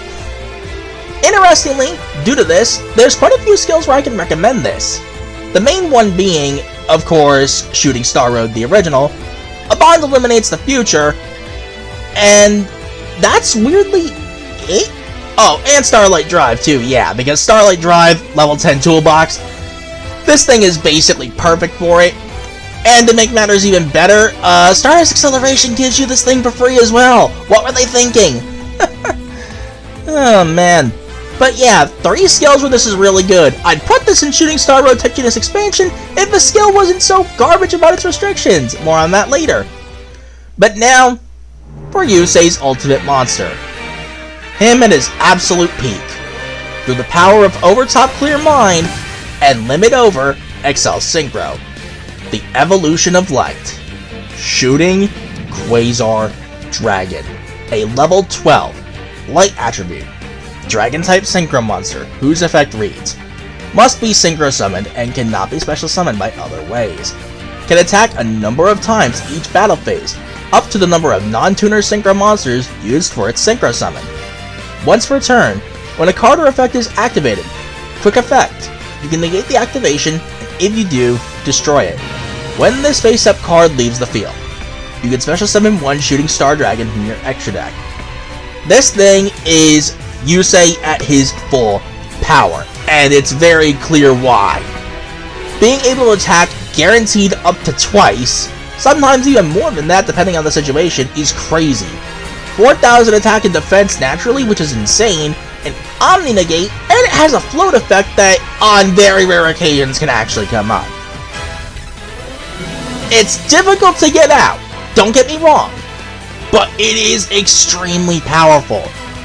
There are 3 skills where I recommend this. Obviously the skill made for it, A Bond Eliminates the Future, Shooting Star Road Tech Genus Expansion, and Stardust Acceleration.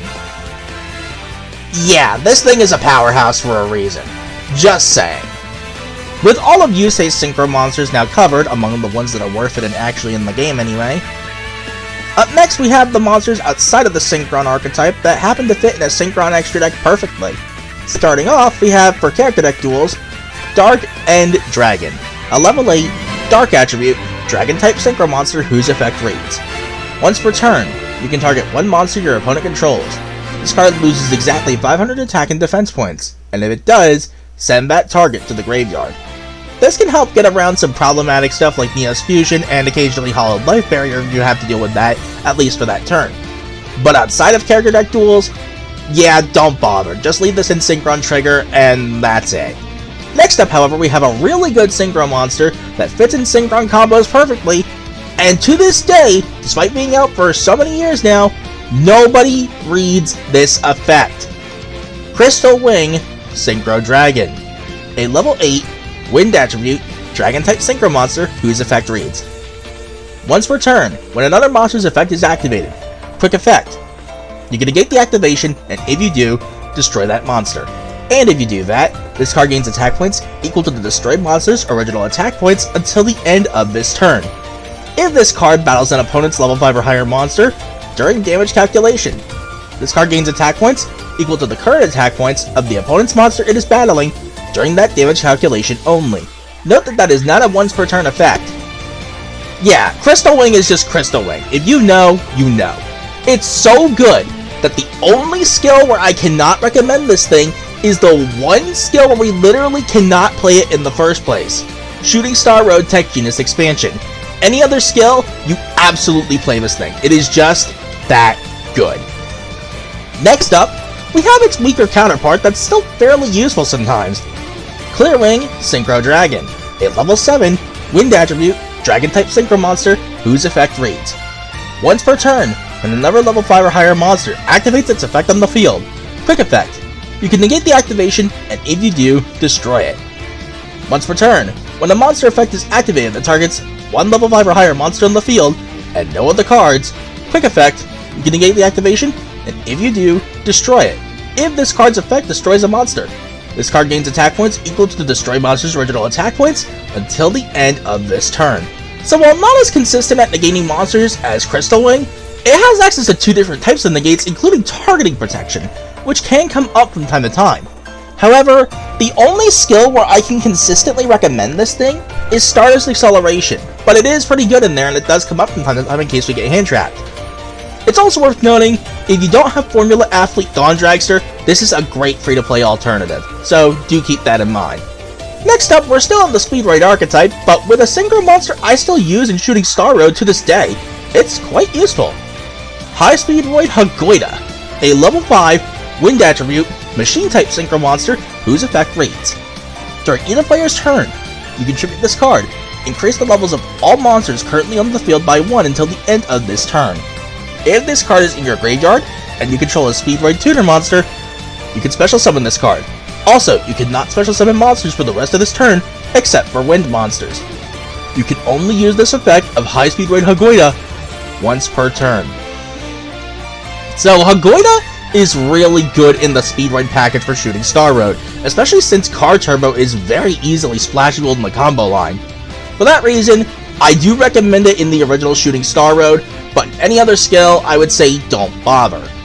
Now for a Synchro monster we used to use in Shooting Star Road back in the day. That would be Crystron Amatrix, a level 5 Water attribute, Machine type Synchro monster whose effect reads: if this card is Synchro summoned, you can change all face-up special summoned monsters your opponent controls to defense position. If this Synchro summoned card is destroyed by battle or card effect, you can target one Crystron monster in your graveyard, except a Synchro monster, special summon it. Mainly, we used this to put things like Luna Light Saber Dancer and Meteor Black Comet Dragon in face-up defense position because, yeah. Shooting Star Dragon could not run those over at the time. We had to have a way to get them into defense position or we just automatically lost. For that reason, it was great in Shooting Star Road. But nowadays, we don't bother. It was worth bringing up, however, due to its relevance at the time. And speaking of cards we used to use in Shooting Star Road back in the day, we have Brionac, Dragon of the Ice Barrier, a level 6 Water attribute, Sea Serpent type Synchro monster whose effect reads: you can discard any number of cards to the graveyard, then target the same number of cards your opponent controls. Return those cards to the hand. You can only use this effect of Brionac, Dragon of the Ice Barrier, once per turn.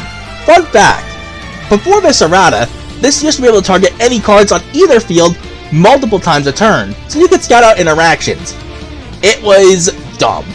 But anyway, Brionac is still a really cool synchro monster and very useful for its time. However, nowadays, it's simply been power crept and is no longer worth it. Unfortunate, because this was a really cool Tekken shooting star mode back when we used Junk Changer and Junk Servant together. And sometimes even without them. It was just that good. Continuing on with the Ice Barrier archetype, we have Trishula, Zero Dragon of the Ice Barrier, a level 11, water attribute, Dragon-type synchro monster whose effect reads: when this card is synchro summoned, you can banish up to 3 cards your opponent controls. If this synchro summoned card in its owner's control is destroyed by an opponent's card, you can special summon one Trishula, Dragon of the Ice Barrier, from your extra deck or graveyard. Its attack points becomes 3300. Then, have the attack points of any face-up monsters your opponent currently controls. Also, negate their effects. You can only use this effect of Trishula, Zero Dragon of the Ice Barrier, once per turn. So, yeah, triple banish, really powerful, really strong, but for Synchron, this is really difficult to make. To the point where the only skill where I have seen this used for Synchron back in the day is a Bond Illuminates the Future, and I don't even recommend it for that anymore. We have better options for that skill. So, for Yusei in general, the only skill where I can really recommend this thing is Alt Style Acceleration. That's really it, and that's not even a Synchron skill. Again, more on that later. But hey, I guess the Trishula float can come up somewhere. Seriously, no one sees that coming.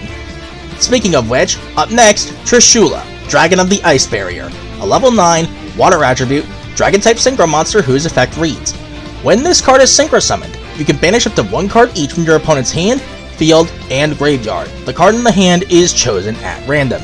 So, you Infernity players out there know this is used for hand ripping, all 2 of you at this point basically. But again, for Synchron, this is extremely difficult to make. Mainly I'm bringing this up because it floats in from Trishula's Zero Dragon of the Ice Barrier, so theoretically it could be used in a Bond Illuminates the Future and Alt Style Acceleration, but I don't recommend it for either of those for different reasons. Mainly, though, if we're going to talk about one specifically for both skills, it's extra deck space. It's very limited still. However, we do have one water synchro monster that's really good in a Bond Illuminates the Future, specifically a water synchro tuner, that being Tatsunoko, a level 3 water attribute worm-type synchro tuner monster whose effect reads: if this synchro summoned monster be used as a synchro material, one monster in your hand can be used as one of the other materials, unaffected by other monsters' effects. I don't get why that effect is there, but hey, this means it can survive Winged Dragon of Ra Immortal Phoenix. Not kidding, that's a tech I used to use in that matchup. Anyway, so notice how it's a generic synchro tuner? Synchron Explorer, Jet Synchron, make Tatsunoko, search Junk Converter. The Junk Converter you just searched in your hand can be used for a synchro summon with Tatsunoko on the field. It's insane, and for that reason, it definitely is a recommendation in a Bond Illuminates the Future. Nothing more to be said about that one. As for its partner in crime, because yes, we have another water synchro monster, seriously, 5 in a row, we have Ravenous Crocodile Arcephus, a level 9 water attribute, fish-type synchro monster whose effect reads: gains 500 attack and defense points for each card in your hand. You can only use each of the following effects of Ravenous Crocodile Arcephus once per turn. If this card is synchro summoned, you can draw cards equal to the number of non-tuner monsters used for its synchro summon. Quick effect, you can discard 2 cards, then target 1 card in the field, destroy it. Pretty simple, pretty effective, and the draws were scary. Basically, this could still be a recommendation in a Bond Illuminates the Future to this day. And that's really it for the water synchro monsters, at least for a little while. Well, we can at least keep going with the level 9s. Next up is Mistworm, a level 9 wind attribute, thunder-type synchro monster whose effect reads: if this card is synchro summoned, target up to 3 cards your opponent controls, return those targets to the hand. Note that this is a forced activation, so you can't just choose to not activate this. You will have to go all in on this thing. But in Stardust Acceleration, this is really good going second, since this is the only board breaker going second that we can actually make, since, well, we're locked to wind and light monsters with a level in addition to our archetypal synchro monsters. For that reason, it's really good in Stardust Acceleration, but anywhere else, don't bother. Simple as that. Next up we have a selection box synchro monster, so I can understand if you don't have it, but it's really, really good. Formula Athlete Dawn Dragster, a level 7, light attribute, machine type synchro monster whose effect reads: gains attack points equal to its level times 300. If this card attacks a defense position monster, inflict piercing battle damage to your opponent. Each time a Formula Athlete spell card, trap card, or spell and trap effect is activated, even during the damage step, you can increase this card's level by 1. Once per turn, when your opponent activates a spell card, trap card, or a spell or trap effect, quick effect, you can reduce this card's level by 2. And if you do, negate the activation. And if you do that, destroy that card. A generic level 7 spell trap negate is really good when spell trap negates in general are really hard to come by, outside of just Omni negates, but that's neither here nor there. Either way, Dragster is really good in Stardust Acceleration. Any other skill, it's a little bit too difficult to make, unfortunately. But hey, it at least has some uses. Next up, speaking of Stardust Acceleration, a synchro monster that was actually at one point really good in here, primarily because Herald of the Arclight was still limited 1 and contesting Crystal Wave. That being Chevalier de Fleur, a level 8, wind attribute, warrior type synchro monster whose effect reads: once per turn during your turn, when your opponent activates a spell card or trap card, quick effect, you can negate the activation, and if you do, destroy that card. Primarily the main reason this was used was because it requires Fleur Synchron, so this became an overtake target to search out Fleur Synchron to special summon it from the deck, meaning we could do some Nibiru safe combo lines in Stardust Acceleration at the time without even needing Herald of the Arclight. Nowadays though, Herald of the Arclight is no longer on the list, so yeah, don't even bother.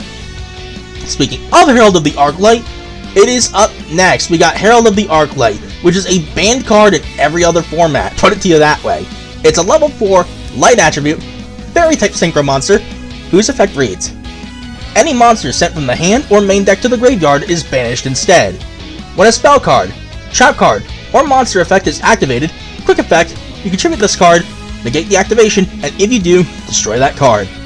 If this card is sent to the graveyard, you can add 1 ritual monster or 1 ritual spell from your deck to your hand. This is a really strong synchro. A generic Omni negate that also partially serves as a macro Cosmos while it's on the field, and on top of that, it floats into a ritual monster, so you can search out Sarvis the Ancient and Ascended, or say Buford, depending on the situation you need it for. Yeah! There's a reason this thing was banned in every other format, aside from the fact that, like, Mitsurugi breaks this thing because, you know, Havakiri you go burr, but that's neither here nor there. Here in Duel Links, however, it's really good in 3 specific skills, and I'm counting Assault Star Acceleration for this one. Starlight Drive being its best one, with Stardust Acceleration coming at a close second, and Assault Star Acceleration being third. Any other skill can't quite make this, but the ones that can, it's really, really, really good. And lastly, 2 synchro monsters that are exclusively used in Starlight Drive. We're getting some help from Aki this time, with Ruddy Rose Dragon, a level 10, fire attribute, dragon type synchro monster whose effect reads: if this card is synchro summoned, you can banish all cards from the graveyards, both yours and your opponent's. Then, if this card was synchro summoned using Black Rose Dragon or a plant type synchro monster as material, you can destroy all of the cards on the field. When your opponent activates a card or effect that would destroy a card or cards, quick effect, you contribute this card, negate the activation. Then you can special summon 1 Black Rose Dragon from your extra deck or graveyard. This is really nasty in Starlight Drive, and especially in the mirror match where they just don't see it coming. Most people neglect how powerful Ruddy Rose Dragon can be at disrupting graveyard plays, but don't sleep on this thing. Do not underestimate it. It's so good. Granted, the only place where I can recommend it is Starlight Drive, but hey, it's really good there. People sleep on this card, and I don't get why. Now for the main card that everyone uses for a synchro monster in Starlight Drive to wrap up the extra deck stuff.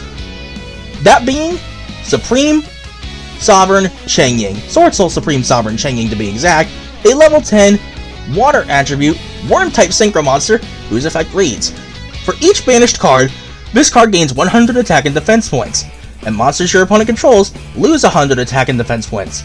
If this card would be destroyed by card effect, you can banish 1 card from your graveyard instead.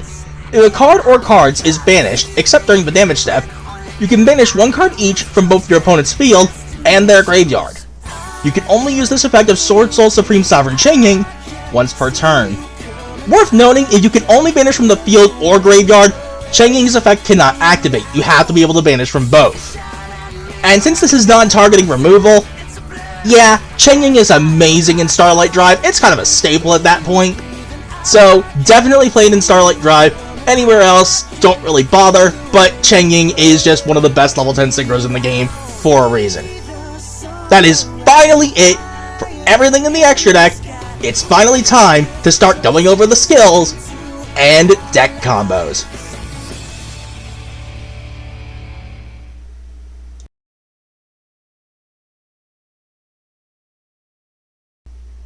The first thing to go over is, what even are skills? What do they do? Well, skills are basically extra abilities you can activate to boost the consistency or power of a deck, whether by searching out cards you need, getting you cards from outside of the deck to set up combos or power plays, or even effects that can help you going second. That's basically the gist of it. So first up for Yusei is the one that started it all, the original Shooting Star Road. This skill reads as follows. At the beginning of a duel, place one junk converter in your graveyard from outside of your deck. In addition, if you control Stardust Dragon, play Formula Synchron to the field from outside of your deck. Then, you can place Turbo Synchron, Nitro Synchron, and Hyper Synchron on the top of your deck from outside of your deck. Once you activate this skill effect, this restriction is put in place. You can only special summon Wind, Dragon-type Synchro monsters, or Warrior Synchro monsters until the end of your opponent's next turn. This skill can only be used once per duel, if you begin the duel with a deck that follows the conditions below. Your main deck must contain at least 8 in combination of Junk or Synchron monsters, and your extra deck must contain at least 1 Shooting Star Dragon, and at least 4 in combination of Junk, Synchron, or Stardust Synchro monsters. Originally, this did not require Shooting Star Dragon when the skill first came out, but due to not being used as intended, let's just leave it at that, yeah, that restriction had to be put in place. Additionally, it did not used to give you the option to put tuners on top of your deck. Now it does, making Shooting Star Dragon that much more consistent. And yes, there is a reason for you Yu-Gi-Oh! 5Ds fans out there, that it's these 3 specific tuners in this order. For those of you who haven't seen that arc, I'm not going to go over that, just for, well, spoiler reasons. So, first things first, we got the skills out of the way, but how do the decks look? Well, here's some examples. First up, you might recognize this one as the very first profile I did on the channel all the way back in February of 2023. Yeah, as you can tell, I was still very much getting my bearings, using a wide assortment of different cards for different situations, most of which weren't exactly practical whatsoever.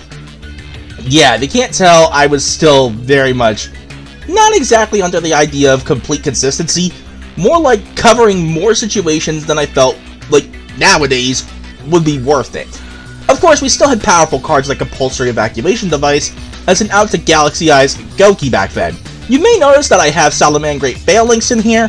Yeah, at the time, we needed an out to Nightmare Corruptor Ibli. Just saying.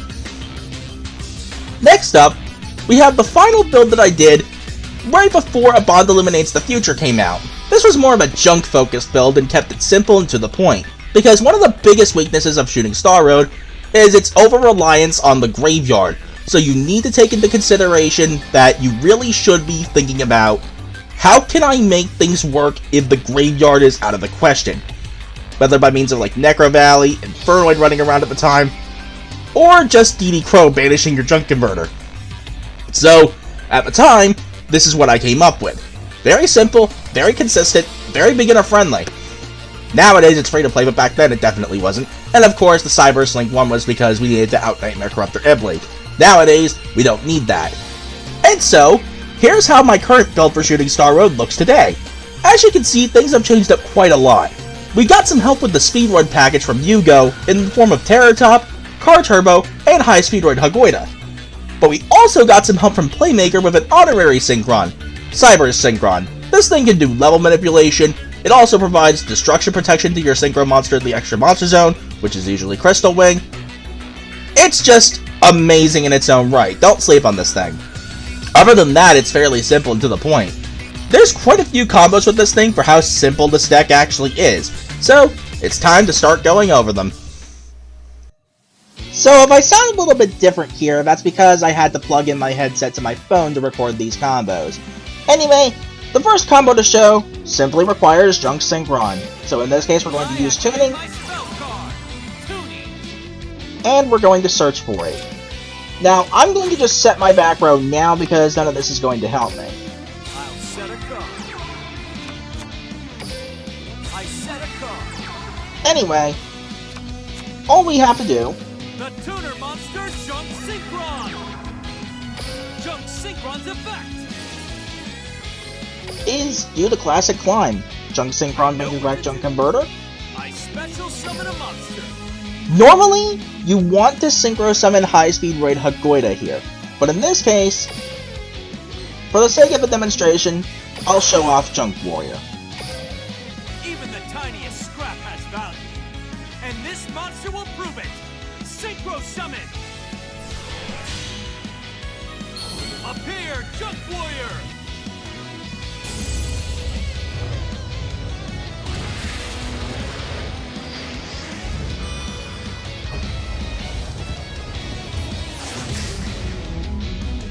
That never gets old.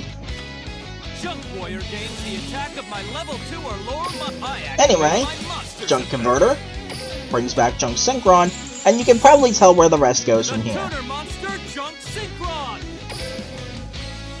We are going to make Stardust Dragon, or Crystal Wing Synchro Dragon, depending on what you want to do. The hopes of the world coalesce into a single star. Let's rev it up! Synchro Summon!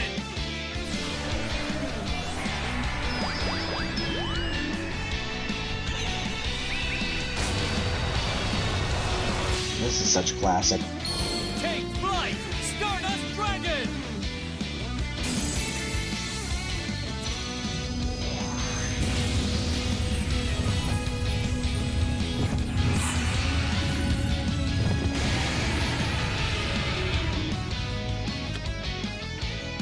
And next we activate our skill. Witness the bond!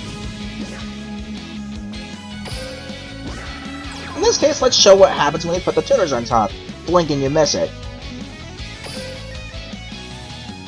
There we go, we have 3 tuners. It is always Turbo Synchron, Nitro Synchron, and Hyper Synchron in that order. But there's a lot more we can do with this. So, time for the next combo. So, worth noting, I do record these combos as I get them, so I recorded these out of order. So, I'm in the middle of trying to get the biggest possible combo we can get with Shooting Star Road, and happen to get this interesting hand. So, we can actually do something a little bit different. I'm counting on you. I special summon a monster. I activate my monster's effect. This is one way we can get the Stardust Dragon without having to rely on the graveyard. Okay. I summon a monster. We'll just go ahead and level module Cyber Synchron. I activate my monster's effect. I need your help. I special summon a monster. Make the High Speed Raid Hagoida. I know what to do. I synchro summon a monster. And I'll just go ahead and make Stardust Dragon.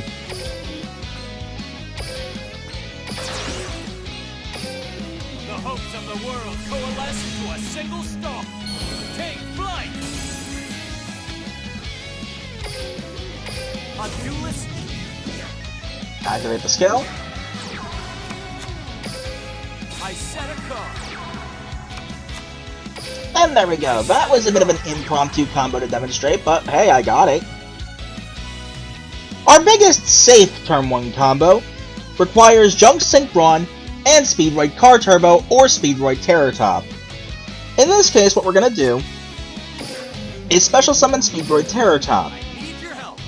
I special summon a monster. Then, we're going to activate its effect Activate my monster. to search Speedroid Car Turbo. Next, we'll normal summon Junk Synchron. The tuner monster Junk Synchron.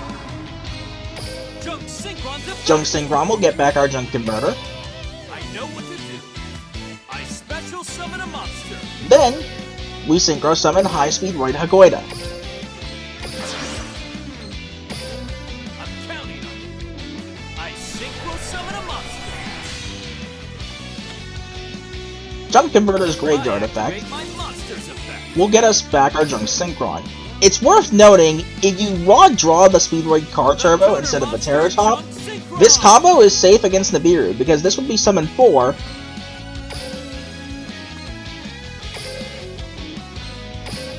and Crystal Wing, in the extra monster zone, is Summon 5. It's worth noting, if you have a situation where your Junk Converter is banished, the hand I have here also works, because you can just, say, do Terror Top, Junk Converter, Special Summon Car Turbo, and make Stardust Dragon that way.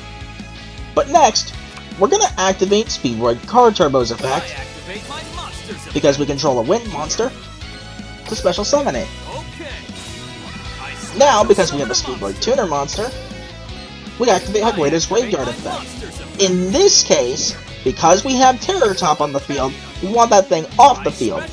So, we're going to go ahead and activate Hagoida's effect to raise every monster's level by 1 for the rest of the turn. This gives us access to Stardust Dragon. The hopes of the world coalesce into a single star. Take flight, Stardust! Then, we activate Skill. In this case, I'm going to choose to not place the tuners on top. Set whatever background we may have, and there we go. But that's not our biggest combo with Shooting Star Road. This one's gonna be a bit of a luck-based one for me to get, so back once I actually get it. After over 3 hours of not getting this whatsoever, I decided to just use a modified version of the build to maximize the chances for the sake of getting a move on. The combo in question requires Junk Synchron, Speedroid Car Turbo, or Speedroid Terror Top, and you specifically need Synchro Overtake. The tuner monster, Junk Synchron! So what we're going to do is we're going to combo the same way as we did in the previous combo. I know what to do. So we make Hagoida. I'm counting on you. I Synchro Summon a monster. I activate my monster's effect. For the record, this is an absolutely stupid combo. It is doable with the list I showed, but I do not recommend this for a reason you'll see later.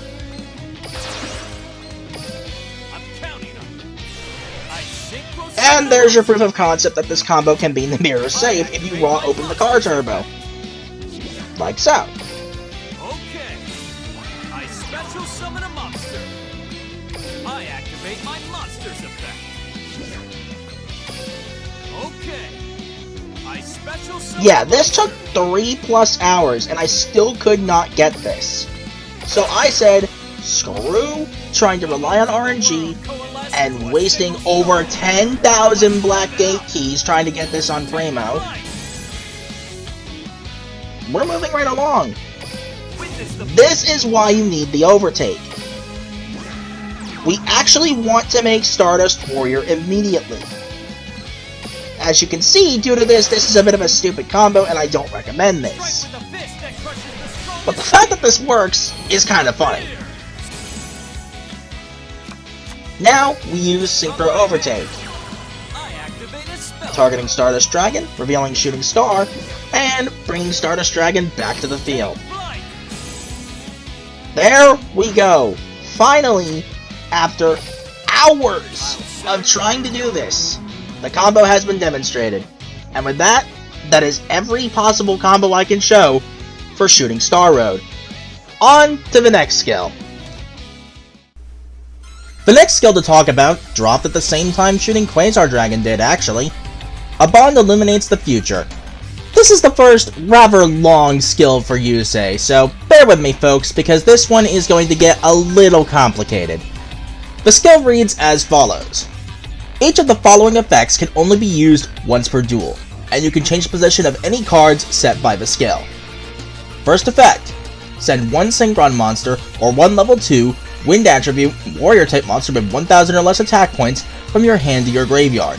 Then, add one Synchron monster from your deck to your hand and set one Synchro Chase from outside of your deck. Second effect, send all monsters you control to the original player's graveyards. So if you have a monster controlled by your opponent, it goes to their graveyard. If the total of the combined original attack points of the monsters sent to both graveyards is 2500 attack points or more, set 2 random Signer Dragons with different names out of the 4 from outside of your deck. This means you can get out, at random, Red Dragon Archfiend, Black Winged Dragon, Black Rose Dragon, or Ancient Fairy Dragon. Third and final effect, can be used from turn 3 and onward. Return one Stardust Dragon from your field or graveyard to your extra deck. Then, change the level of all Synchro monsters you currently control to level 2, and set one Life Stream Dragon from outside of your deck. This skill can only be used if you begin a duel with an extra deck that contains a level 10 or higher light monster and no monsters other than Synchro monsters, and a main deck that contains at least 7 level 2 or lower warrior type or machine type monsters. So yeah, this skill was pretty infamous back then because nobody was actively using it for full-on Synchron plays. They were just doing one-card combos with Jet Synchron to go for a turn 1 Ravenous Crocodile Arcephus, using Mind Control, Crackdown, cards like that, and the Mech Knight engine to basically set up for Signer Dragon OTK that the opponent could do nothing about. So, to take Mind Control and Crackdown out of decks at the time, both Jet Synchron and Tuning went to Limited 3. So, here's the build I had come up with for the Jet Synchron Doppel Warrior combo during the time when those cards were Limited 3'd. Also, Tatsunoko and Ravenous Crocodile Arcephus went to Limited 1 together, so they couldn't be played together. But yeah, Tatsunoko is still really good for this because searchable junk converter that can then be used from the hand to Synchro Summon? Yes please.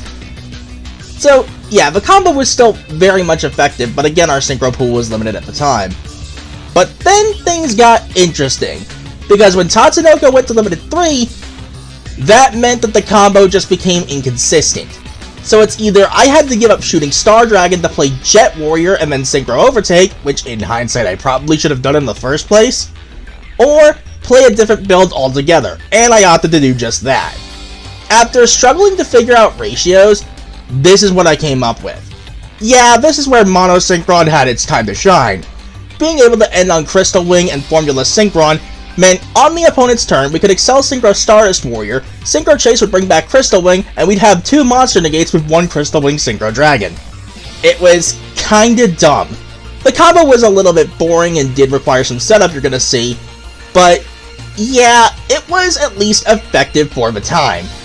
But then, once Tuning came off the list, it was on sight. And now, here is how this particular skill deck looks today. As for Bond Illuminates, it's nowhere near what it used to be, and I ended up dropping this after a while because it just couldn't quite keep up with the likes of Lyrilusk and Predaplant. We basically needed the Jet Synchron Doppel Warrior combo to even have a chance in most formats. Put it to you that way. Yeah. But hey, it's at the very least a very powerful skill for the time, and a very powerful combo for the time. And this is where Jet Synchron got the most use, because this is the one skill where you play 3 of these, because it is the best thing to pitch for the skill's first effect. Trust me, you are going to see why during the combos. Speaking of which, it's time to finally go over some of these combos, and we're gonna be here a while because this is a bit of a long one. Mainly from the last combo you'll see, which is the really big one.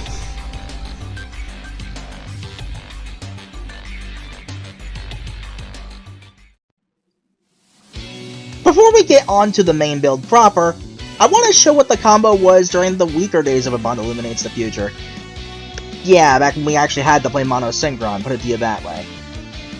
Alright, this part is going to require a little bit of setup. Let's see if I remember how to do this. So Converter, catch the Mono Synchron. We'll grab another Mono Synchron in this context.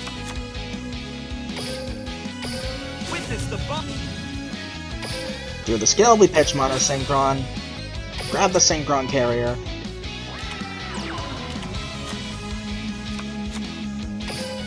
I activate my spell card. Tuning. and then tuning for Junk Synchron. With that, everything is in place. I flip over my face down card. So, we're gonna normal summon the Synchron carrier. That's gonna give us an extra normal summon, Summon a monster. and we're gonna use that on Junk Synchron. The tuner monster, Junk Synchron. Junk Synchron's effect. That will get us back our Junk Converter. I special summon a monster. In this case, we go ahead and Synchro summon the Catapult Warrior. I synchro summon a monster. Do note, it's only the old main deck, it's the updated extra deck, but I can still show everything off. Converter will bring back Mono Synchron. Chase Activate a continuous spell. brings back Junk Synchron. The tuner monster, I need your help. I special Next thing we summon a do monster. is Junk Synchron and Catapult Warrior will make our Crystal one. I need your help. I synchro summon a monster. And then Synchron Carrier being treated as level 1, and Mono Synchron will make Formula Synchron. Power and speed surge towards each other and collide to create pure might. Synchro summon. The Synchro Tuner Formula Synchron.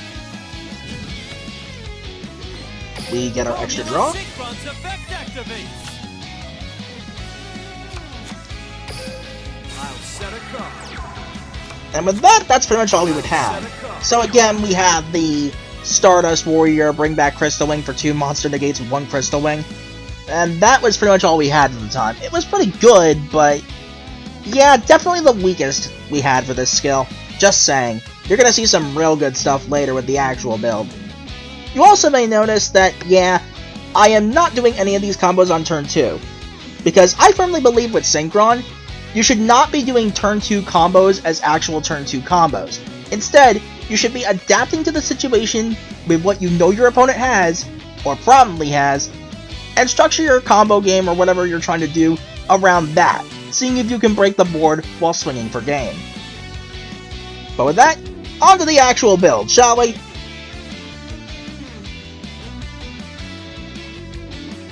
Alright, on to the actual proper build with the first combo for this skill. I actually have the biggest possible combo here, but I'm gonna assume worst case scenario and you only see Synchron Explorer, Synchron Carrier, or Junk Synchron. Witness the bomb. In this case, you would pitch that, grab either the Explorer or the Junk Synchron, depending on the situation, and we'd be relying on Synchro Chase, unfortunately. I activate a continuous. You really want to structure your combos in such a way where Synchro Chase isn't entirely necessary. I need your help. I Let's ignore the special Doppel summon a Warrior in monster. this context.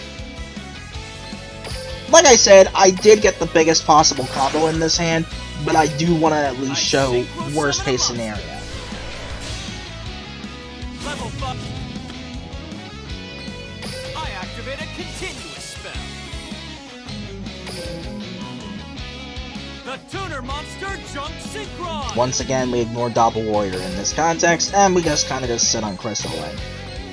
It's not great. It's literally the worst possible combo we could have for a reason. We can do so much better, and you're about to see what I mean. The only thing this next combo needs is Jet Synchron. This is also how we would do our 1-card combo into our Kefis back then.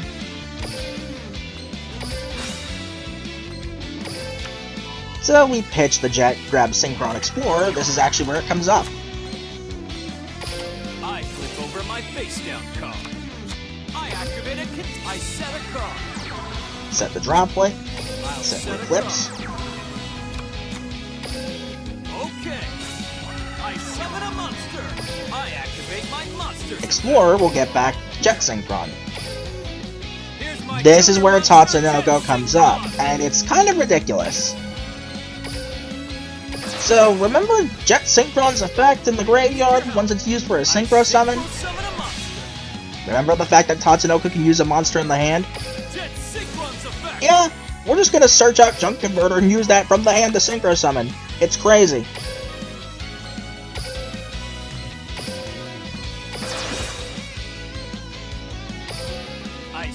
Catapult Warrior. And the way I'm going to do this is Junk Converter will attempt to bring back the Jet Synchron, but we're going to chain block that with Synchro Chase.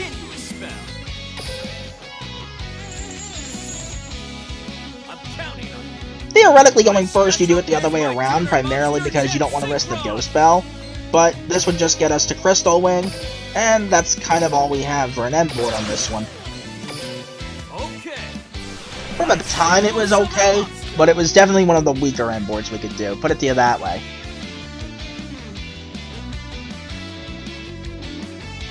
The next combo here requires both Jet Synchron and Junk Synchron, although Synchron Carrier can be used to substitute for, I think it's Jet? But primarily you do need Jet and Junk. First things first in this case, we need to pitch the Jet Synchron first because we need the Synchron Carrier. We don't want to risk milling it with tuning. Next up, we tuning for Junk Synchron. Go ahead and flip the Synchro Chase.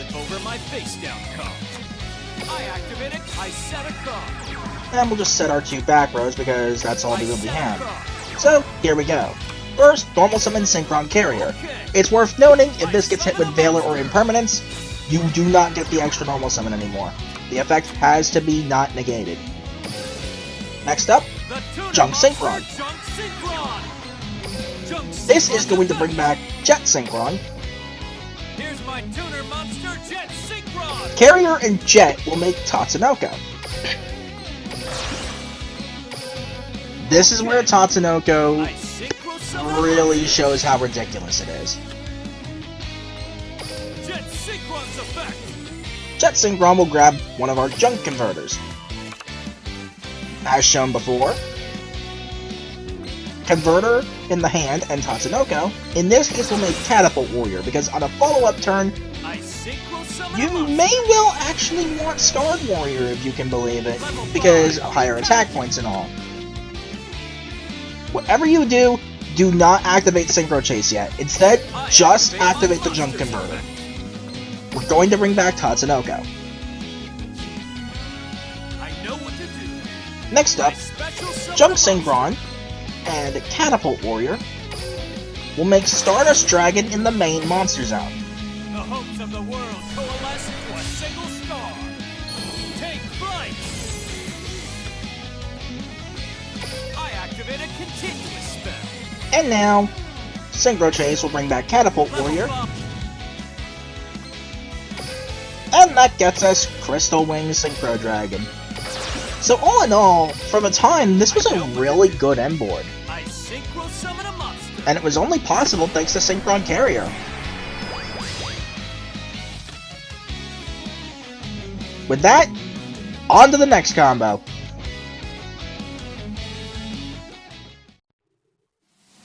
Last but not least, we have the big combo. This only requires 2 cards, Jet Synchron and Doppel Warrior.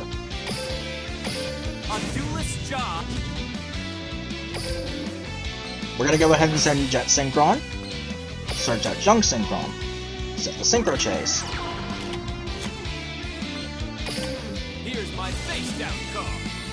Here's how this works. Normal summon Junk Synchron. Activate the effect, targeting Jet Synchron. Since the timing was correct, that triggers Doppel Warrior, so we special summon that too.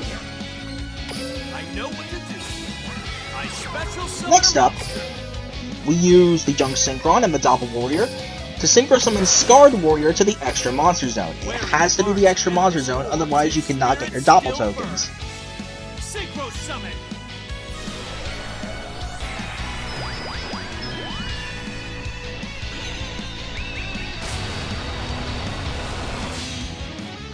Scarred Warrior. Activate Doppel Warrior's effect to get your 2 Doppel tokens. Do not activate Synchro Chase quite yet. Next, we're going to use Jet Synchron and one of our Doppel tokens to Synchro Summon Formula Synchron. Power and speed surge towards each other and collide to create the Synchro. Next up, Chain 1 Formula Synchron, Formula Synchron's effect. Chain 2 Jet Synchron. Synchron's effect. This way, you search out the Junk Converter and then get your extra draw.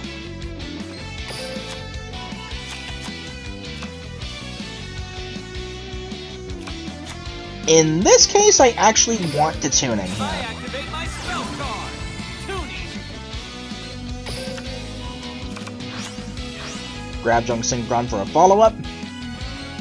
Formula Synchron and the last Doppel token will give us Tatsunoko. I'm counting on you. I synchro summon a monster. Next, Tatsunoko and the Junk Converter in our hand will give us Catapult Warrior. I synchro summon a monster. At this point, what you do depends on the combo. And it depends on what you want to do. The combo breaks here. We're going to activate Junk Converter. I activate my monster. In this case, to show the turn 1 version of the board, I want to bring back Junk Synchron. If you want to make the turn 1 shooting Quasar Dragon, you bring back Formula Synchron. Synchro Chase in this context brings back Tatsunoko. I'm counting on you. The tuner monster Junk Synchron. Let's set whatever back row we have. I set a card. Then, Tatsunoko and Scarred Warrior will make Crystal Wing Synchro Dragon in the extra monster zone. I synchro summon a monster. Then, Excel Synchro Stardust Dragon comes out. I'm counting on you. I synchro summon a monster. This will get us back our Formula I Synchron, activate my monster's effect. if we don't negate it by accident. The synchro. And so, now to show how Excel Synchro actually works. There is no hope for this world. I draw.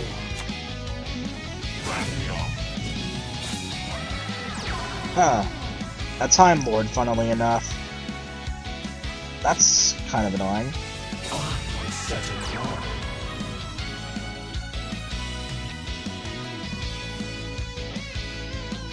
It's time, Raphael. The Time Lord attacks. There's still. Let's go ahead and Cosmic away his back row. Like so. This for an answer. I activate my. Since Raphael battles, take its effect. How's this for an answer? I activate my monster's effect. I end my turn. It's my turn. I draw.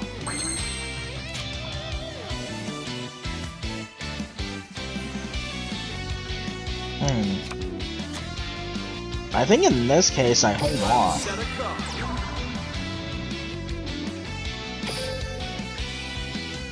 I end my turn. There is no hope for this. I want to get a better chance to actually show this off. Activates. This card returns. I set a monster. So let's say we did our Crystal Wing negate, right? Formula We chain Synchron's Formula effect Synchron. activates. Synchro Chase would force that to resolve. Or, if they happen to get rid of Synchro Chase, they can try to interact with us.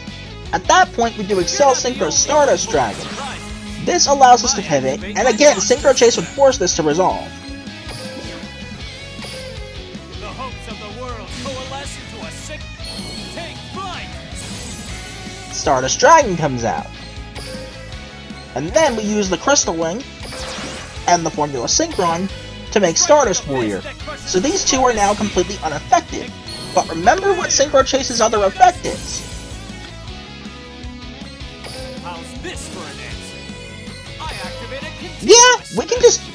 do that. Counting on you. I special summon a monster.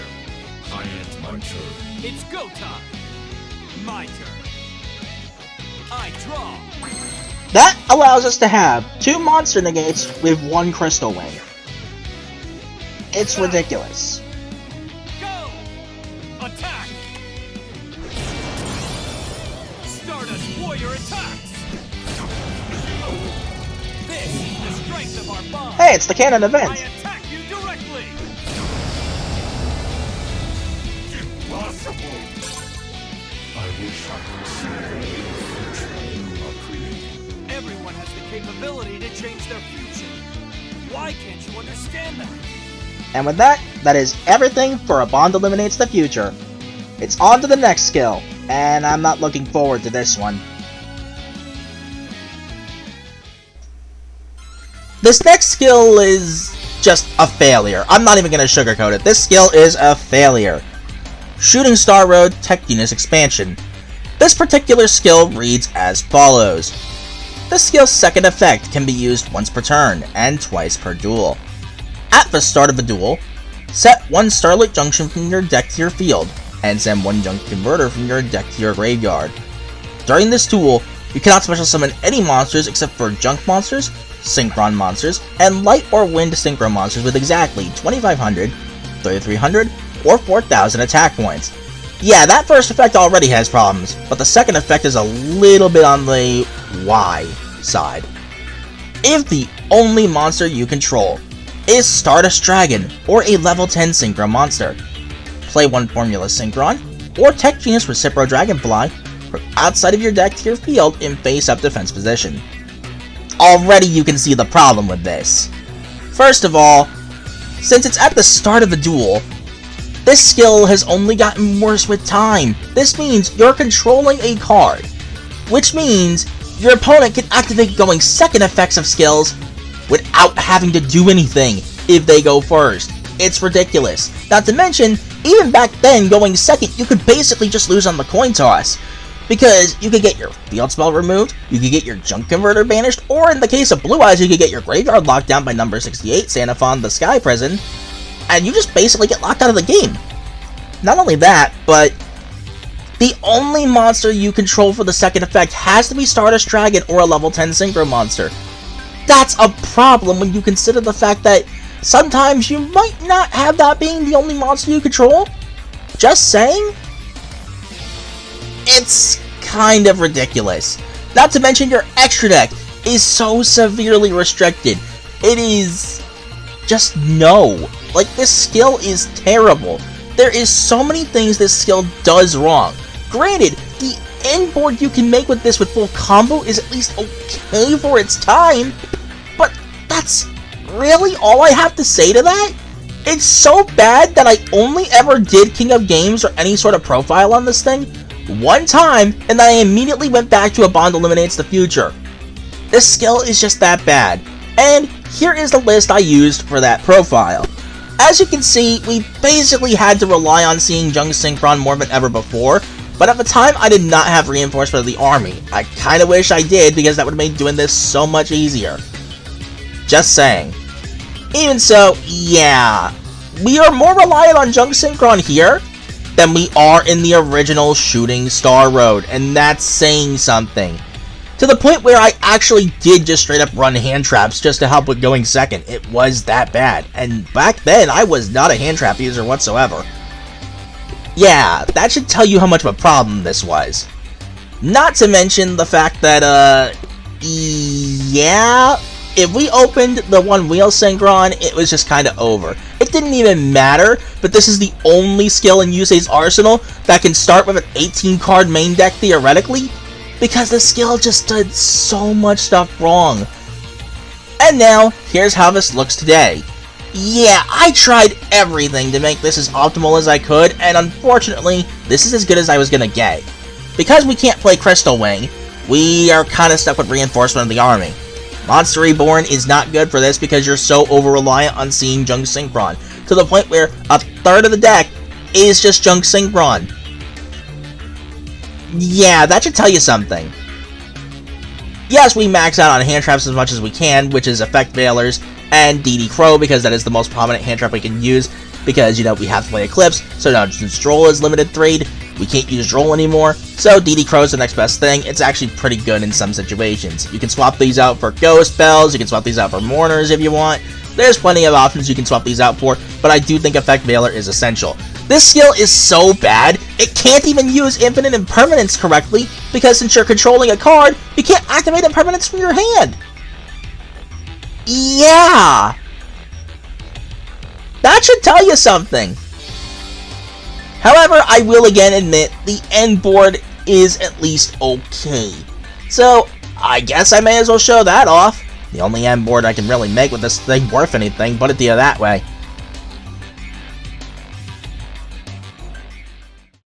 The first combo is, what happens if you only see Junk Synchron? Well, let's find out. From my hand, I activate a spell card. Let's go ahead and reveal our Junk Warrior.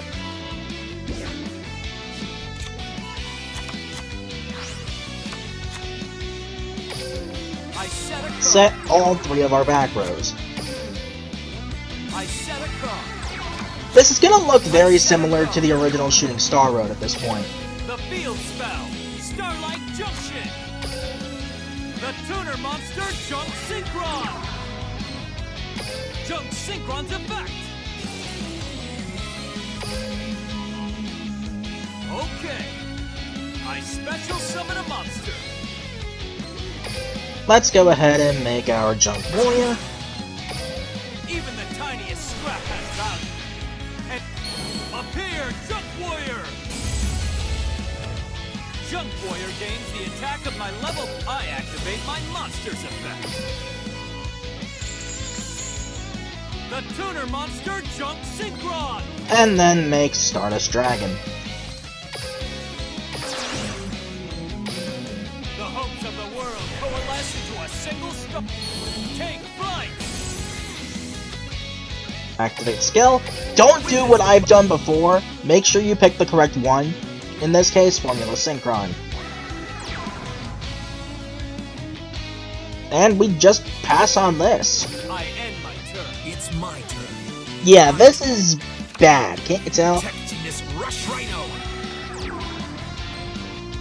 Formula Synchron's effect activates. We can now excel Synchro for Shooting Star Dragon Tech Genus expansion. I have a Chronicle I want to work on for this thing, but it's gonna take a while.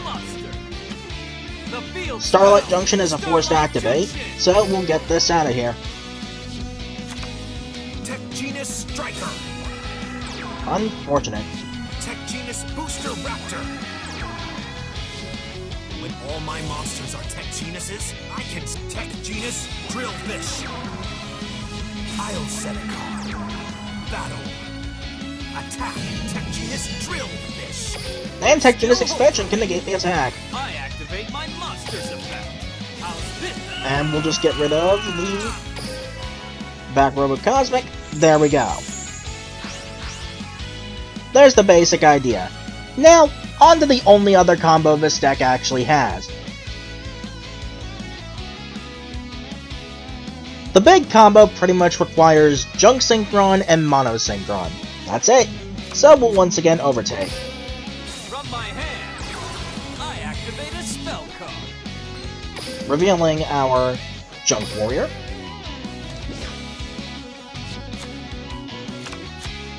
And let's get Starlight Junction ready. The field spell, Starlight Junction. May as well start setting back row. I set a card. The tuner monster, Junk Synchron. Junk Synchron. Junk Synchron will go ahead and bring out Junk Converter as normal. But instead, we're going to actually tribute the Junk Synchron with Starlight Junction. This gets Wheel Synchron onto our field. I'm counting on you. I special summon. Next, we activate Wheel Synchron's effect and normal summon Mono Synchron. I summon a monster. Treating the Junk Converter as level 1, we're going to tune the Mono Synchron and the Junk Converter to Synchro Summon Formula Synchron. It doesn't matter where you put it here. And the synchro. So we are going to go ahead and do this to chain block any potential Ghost Spell in Haunted Mansion. Formula Synchron's effect activates. The Not Tuner bad. Monster Junk Synchron. Next, we're going to make Excel Synchro Stardust Dragon by treating the Wheel Synchron as a non-tuner monster. Do not activate its effect, however. I synchro summon a monster. Remember, the only monster you are allowed to control is Stardust Dragon or a level 10 Synchro monster. So why am I bringing this out this way? We're using these two to make Shooting Star Dragon Tech Genus Expansion. I synchro summon a monster. Then we activate the skill. Each card. In this case, Tech Genus Recipro Dragonfly. This can target our Tech Genus expansion Monster's effect. and send it to the graveyard. In doing so, we can bring back everything that was used to Synchro summon it. The Synchro 2. I need your help. And so we're left I with special this, summon a monster. I end my turn. which will lead us Here to we go. My turn. an unaffected Shooting Quasar Dragon. Genius Cyber Magician.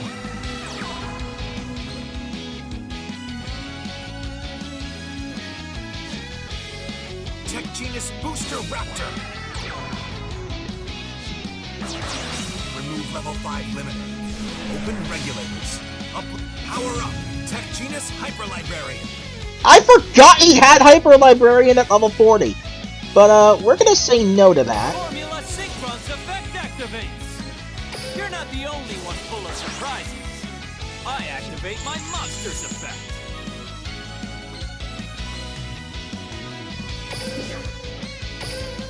The hopes of the world coalesce into a single. Take flight. And here we go. Using Formula Synchron, Tech Genus Recipro Dragonfly, and Stardust Dragon. I'll rev it up to blast through my limitations. The stars unite to brighten the future. Form the road of life. Limit over Excel Synchro.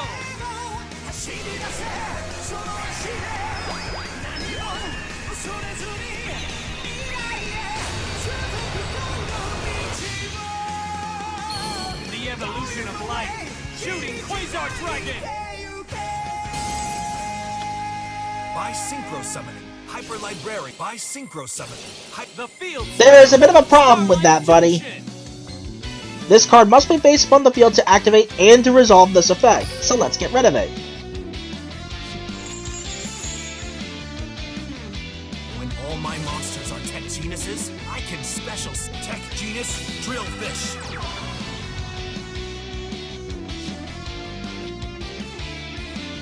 And there we go. That is Shooting Quasar Dragon in action. Well, minus the double attack in the Omni Negate. But hey, we got to actually summon it in the demonstration. But with that, on to a much better skill than whatever this was. Just saying.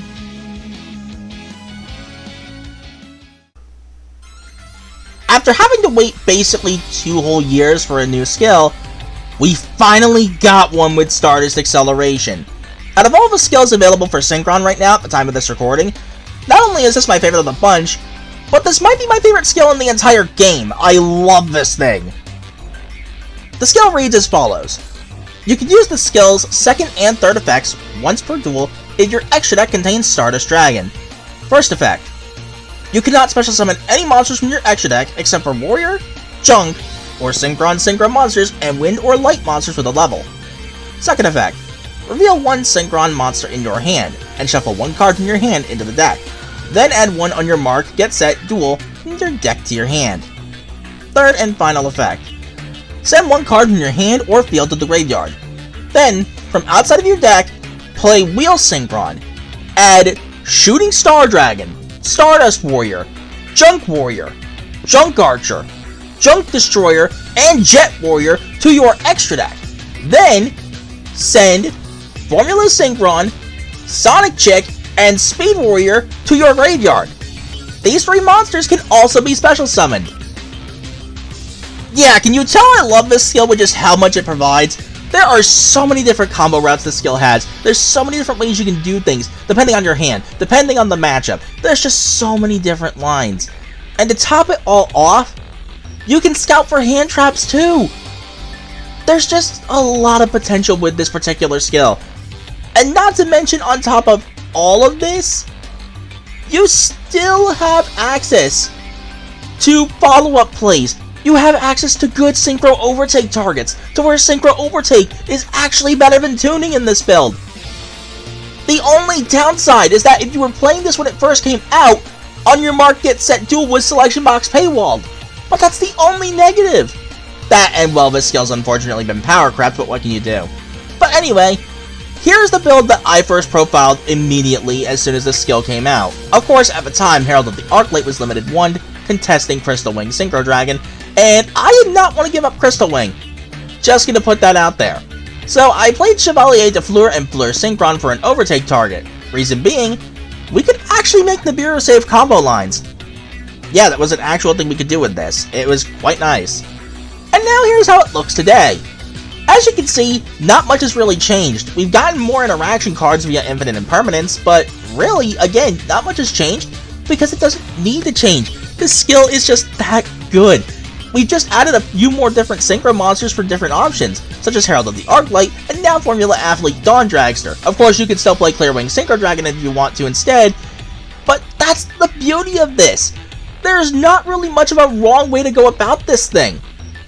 The combos are plentiful in this skill, and I can't wait to show you at least a few of them, because even going second, we have some options. Yeah, this is gonna be fun. For the first combo for Stardust Acceleration, I'm going to assume the worst case scenario.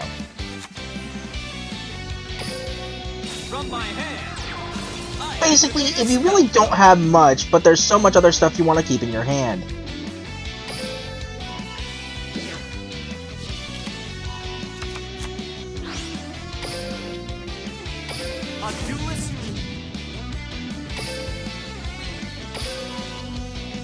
So in this case, I'll put back the Junk Synchron. From my hand, I activate a continuous spell. In this case, we add the Jet Synchron. And here's the basics of this. We're going to send the on your mark get set duel from the field. I activate my monster's effect. And use Wheel Synchron's effect normal summon Jet Synchron. Unfortunately, if Wheel Synchron gets hand trapped in this case, there's nothing you can do. Most of our other combos, we have ways through to that. Ride the wind and rain with your sacred wings. Stardust! Stardust Charge Warrior's effect activates. Jet Synchron's effect. Grab the Junk Converter. And in this case, we unfortunately do have to pitch an effect mailer. But what can you do?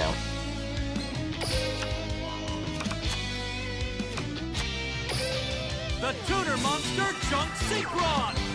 Junk Synchron's effect! And you know the basics of how this goes. Okay. I special summon a monster.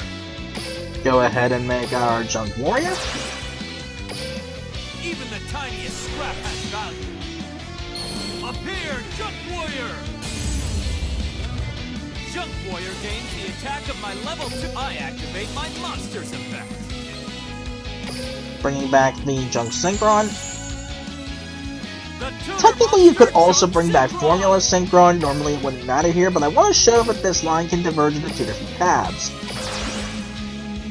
Either way, we make Excel Synchro Stardust Dragon. I synchro summon a monster. And we bring back I activate my monster's effect. the Formula Synchron. In doing this, we can alter how our line ends. So basically, we can set this up in a way where we can do unaffected Stardust Dragon, unaffected Crystal Wing, or we can use Wheel Synchron's level manipulation to get ourselves an unaffected Shooting Quasar Dragon. I'm going to show the former here. This will be fun.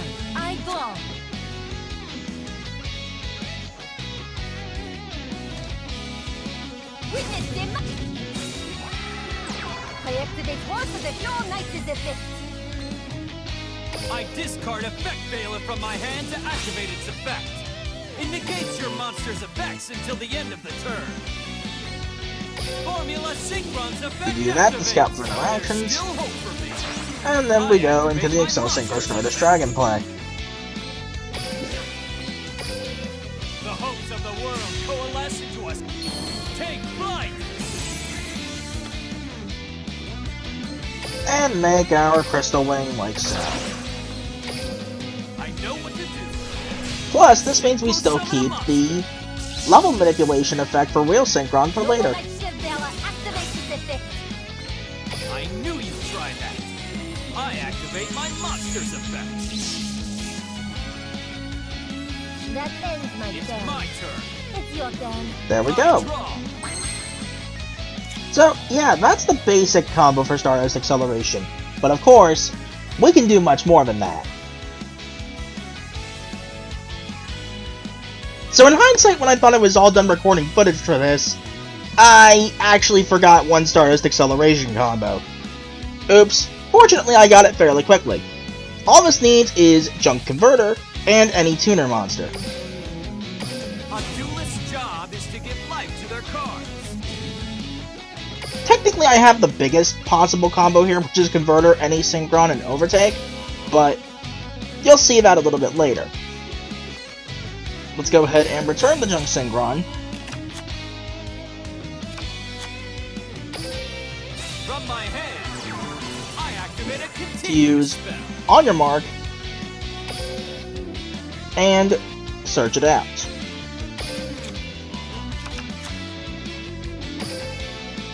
A duelist.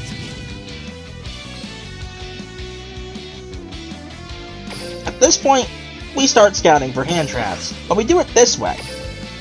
We actually want to use Wheel Synchron first.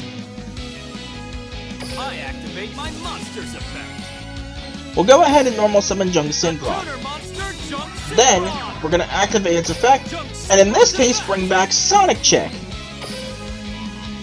Speed on in, Sonic Chick. Meep meep. Anyway, before you do anything else, you have to use Junk Converter's effect My now. monster's effect. Pitching, in this case, the Jet Synchron, we'll get our second Junk Synchron. This is the core card we need. Because we are going to Synchro Summon Herald of the Arclight in the extra monster zone.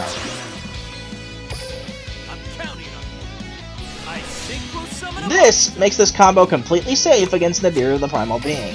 The tuner monster Junk Synchron. Junk Synchron's effect. So now, Okay. I special summon. we have access to a few different lines here. We can go for the Dawn Dragster, we can go for the Junk Warrior here, which is what I'm going to do. Technically, Clear Wing for this would actually be better, because then we could do safely unaffected Stardust, unaffected Crystal Wing, Scrap has value. in addition to the Herald, which is pretty good. Junk Warrior. Junk Warrior gains the attack of my level 2 or But by we are going to activating bring back a monster. Junk Synchron with the Junk Converter. The tuner monster Junk Synchron. Then, treating Wheel Synchron as a non-tuner.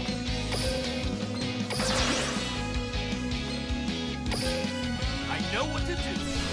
I synchro summon a monster. I activate my We go ahead monster's effect. and bring back the Formula Synchron with Excel Synchro Stardust Dragon.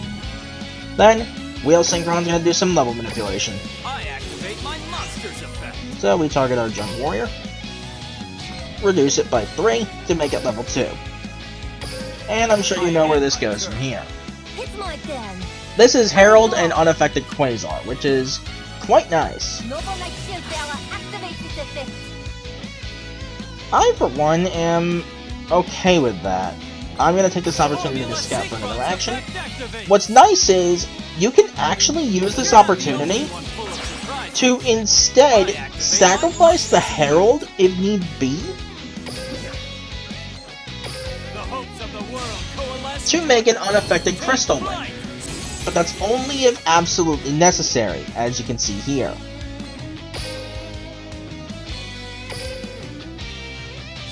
So, in this case, we are just gonna go for the unaffected shooting Quasar Dragon. I'll rev it up to blast through my limitations. The evolution. And there we go.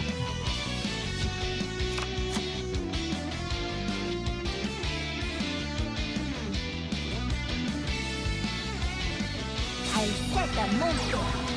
That ends my turn. And that's the basic idea. It's go time.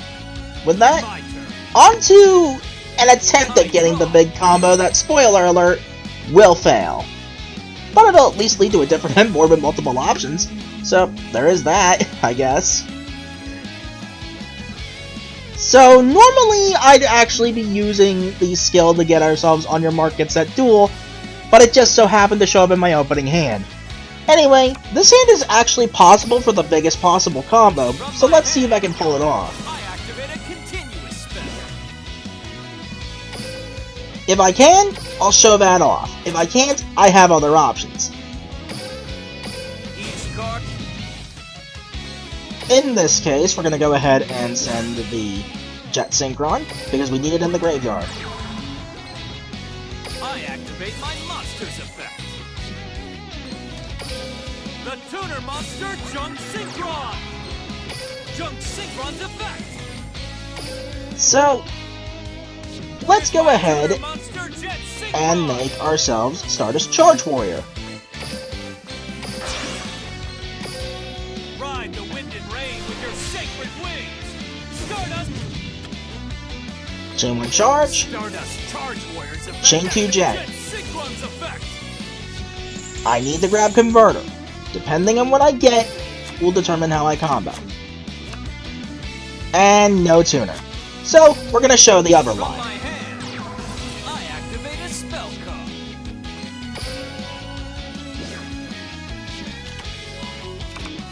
We will do a Junk Converter, I activate my monster's effect. Pitch Jet, and get our next Junk Synchron that way. The tuner monster Junk Synchron. Junk Synchron's effect.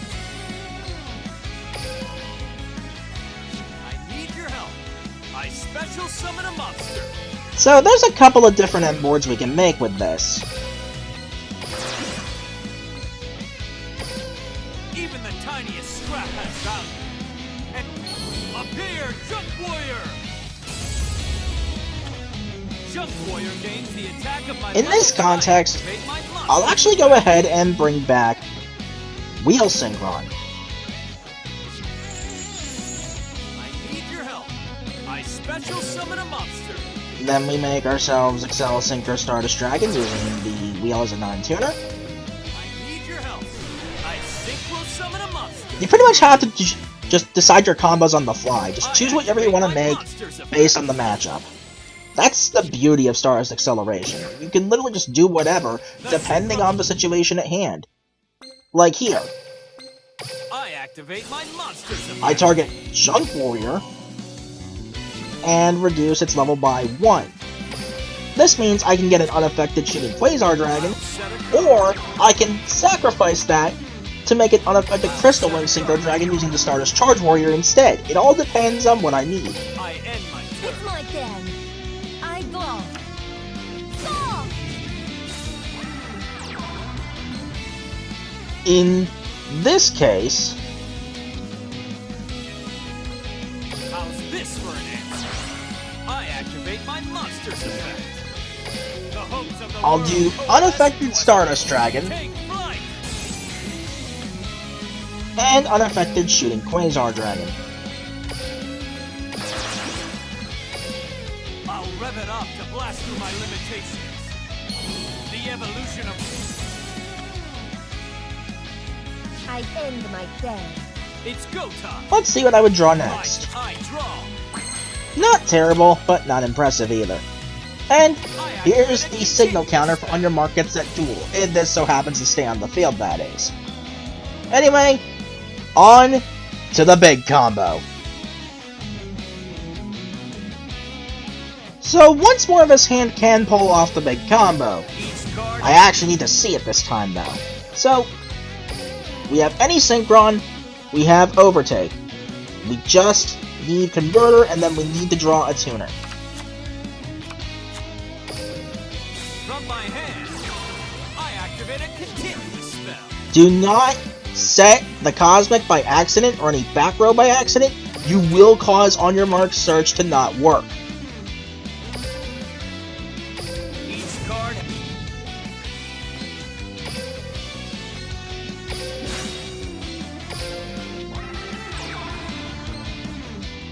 I activate my monster's effect. The tuner monster Junk Synchron. Junk Synchron's effect. If I don't see it this time, what I can do is I can show the other end board I could have made. Here's my tuner monster Jet Synchron.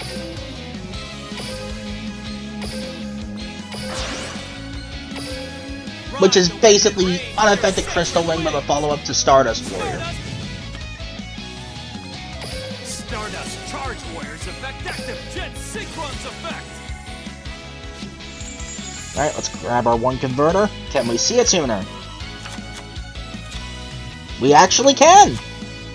I activate my monster's effect. Effect Failure being multi-purpose, let's go!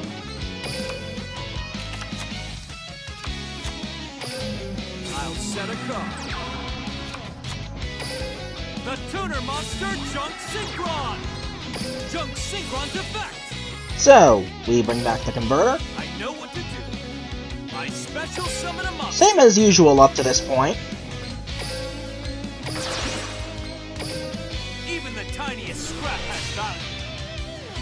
Appear, Junk Warrior! Junk Warrior gains the attack of my... I activate my monster's effect. We'll bring back the Wheel Synchron like before. But, we're actually gonna make Crystal Wing Synchro Dragon here and now. Summon a monster. So, how do we get Junk Synchron back onto the field? It should be obvious. This is why we need Synchro Overtake. From my hand, I activate a spell card. Reveal the other Junk Warrior, because why not? The tuner monster Junk Synchron.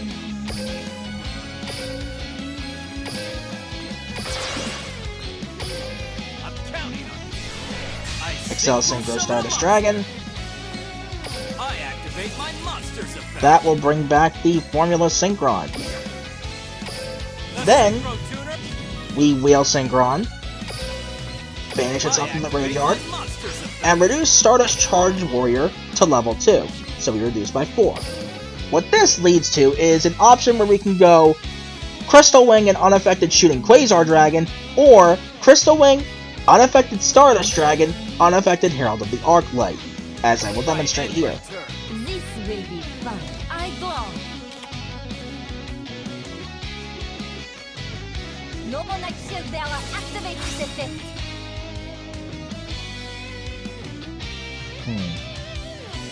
Let's wait this out and see what we can do.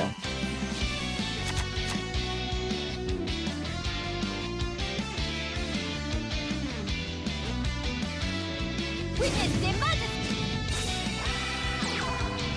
I activate one of the Pure Knight's effect. Let's not say we did, buddy. I knew you'd try that.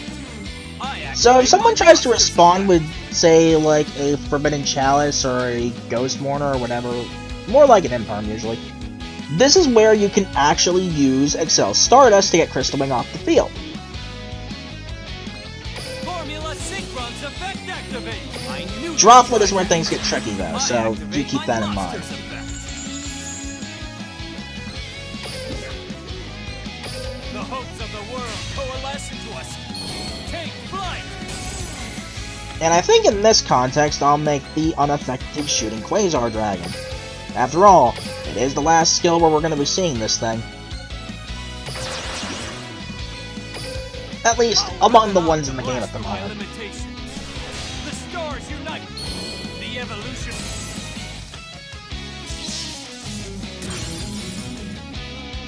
And there we go. That's the big combo. Yeah, from the time, this was amazing. Just saying. But with that, on to the next skill, which is actually going to be a bit interesting since, well, you'll see.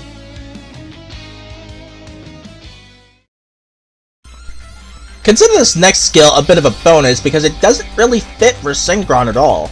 Instead, it covers something else in Yusei's arsenal: Assault Mode. The skill in question being Assault Star Acceleration, which reads as follows.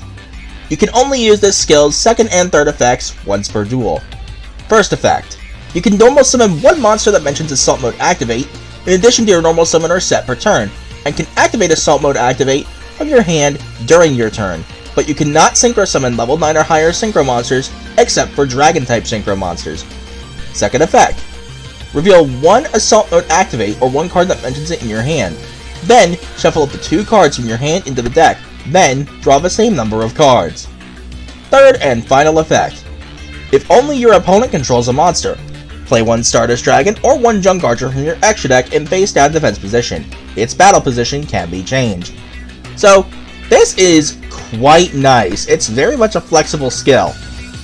As for the Assault Mode cards themselves, we do need to go over those before anything else, starting off with Psy Reflector, a level 1 Dark Attribute Psychic type tuner monster whose effect reads: if this card is normal or special summoned, you can add one Assault Mode Activate or one card that mentions it from your deck to your hand, except for Psy Reflector.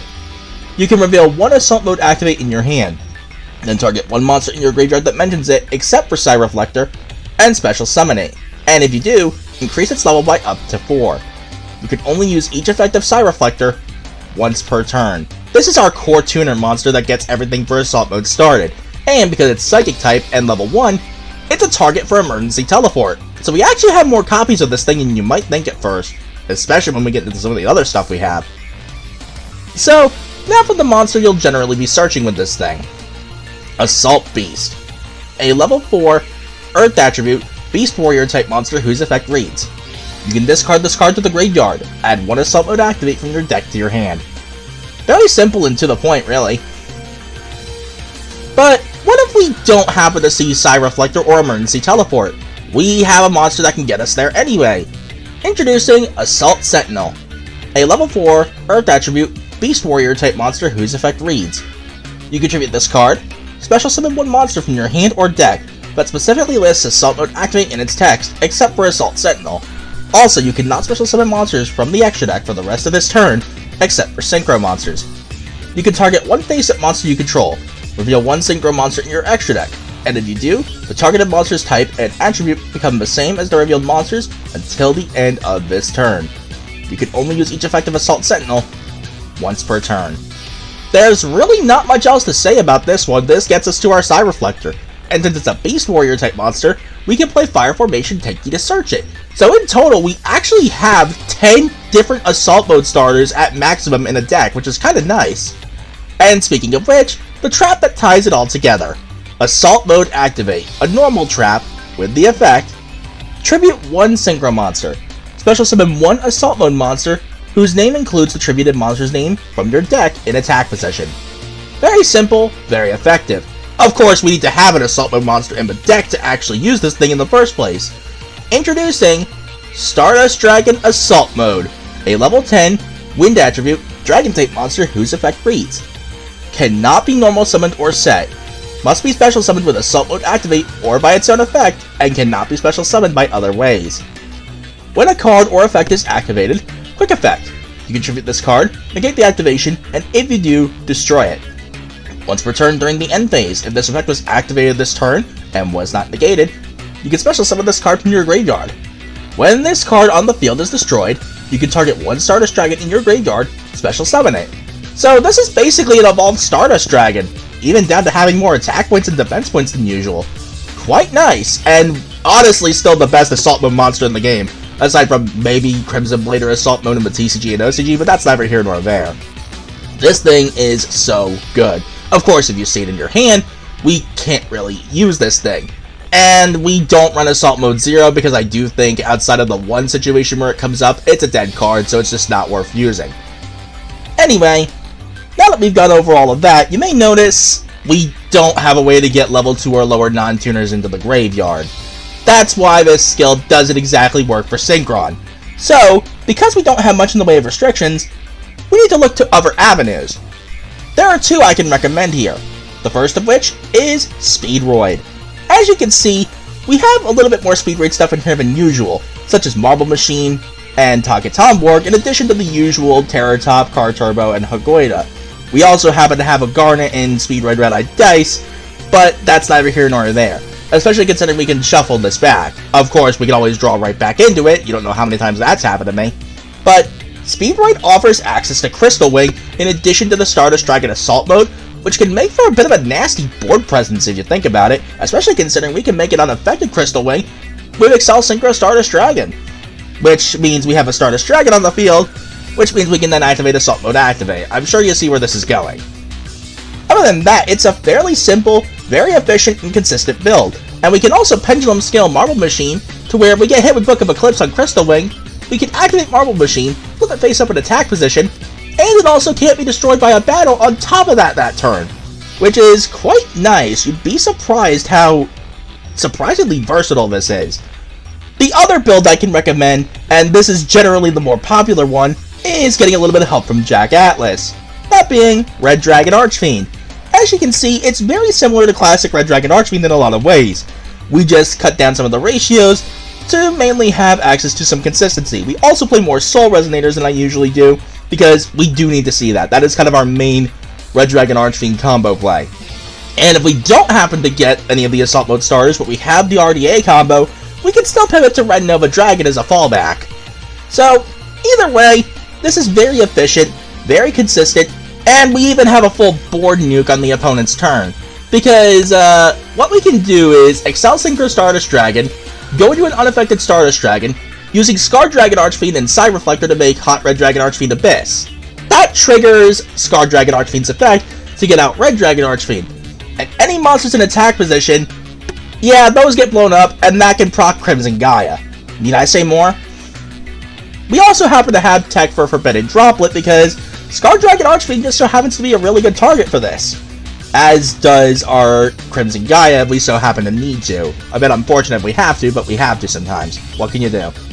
Either way, Red Dragon Archfiend is definitely the more popular build of the two, but I do think Speed Raid has some advantages, such as being able to make a Nibiru safe combo line that this just can't do. So, quite nice that.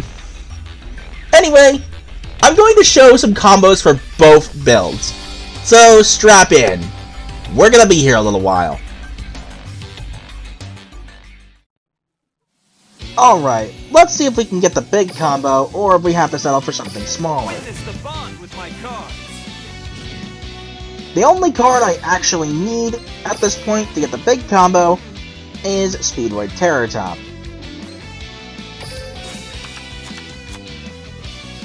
And we didn't quite get it, so I can at least show off the basic combo first.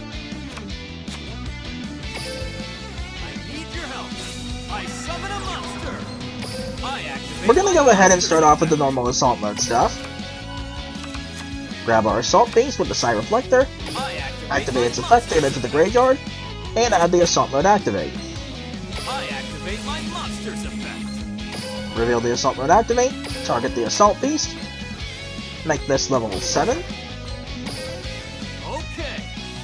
I special summon a monster. Here, we make Excel Synchro Stardust Dragon, but there is a reason for that.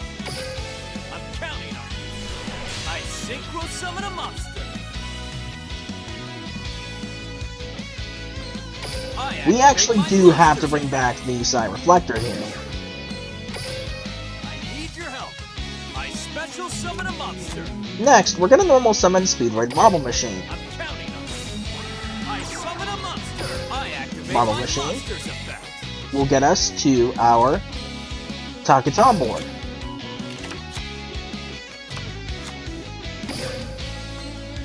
I know what to do. I special summon a monster. I activate my monster's effect. Taketomborg gets us to our Red-Eyed Dice. Okay. I special summon a monster. Red-Eyed Dice targets Marble Machine. If you have Car Turbo in your hand, which I do, you can make this level 4, go high Speed Raid Hagoida, and then special summon Speed Raid Car Turbo.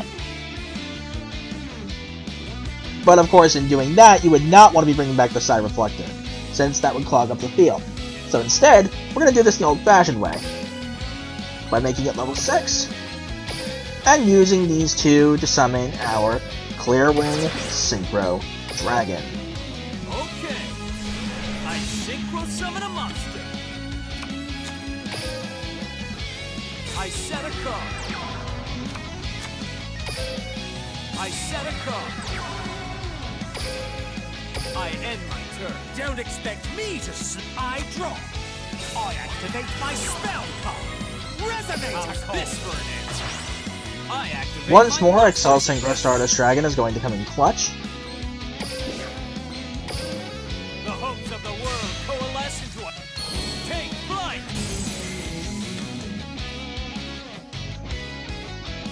Then we go into the unaffected Crystal Wing Synchro Dragon. Okay. I synchro summon a monster. So both of our monsters are now unaffected by activated effects. I'm setting a monster. I play my trap. Assault mode activate. Appears. I end my turn. It's my turn. Go ahead. Attack. I draw. And so now in this context, we can follow up. I summon a monster. Yeah, there's a reason I played 2 Assault Mode activates in this My version. monster's effect.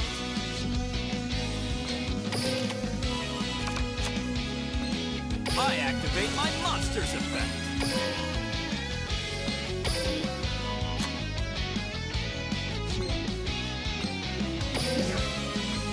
I'm counting on you.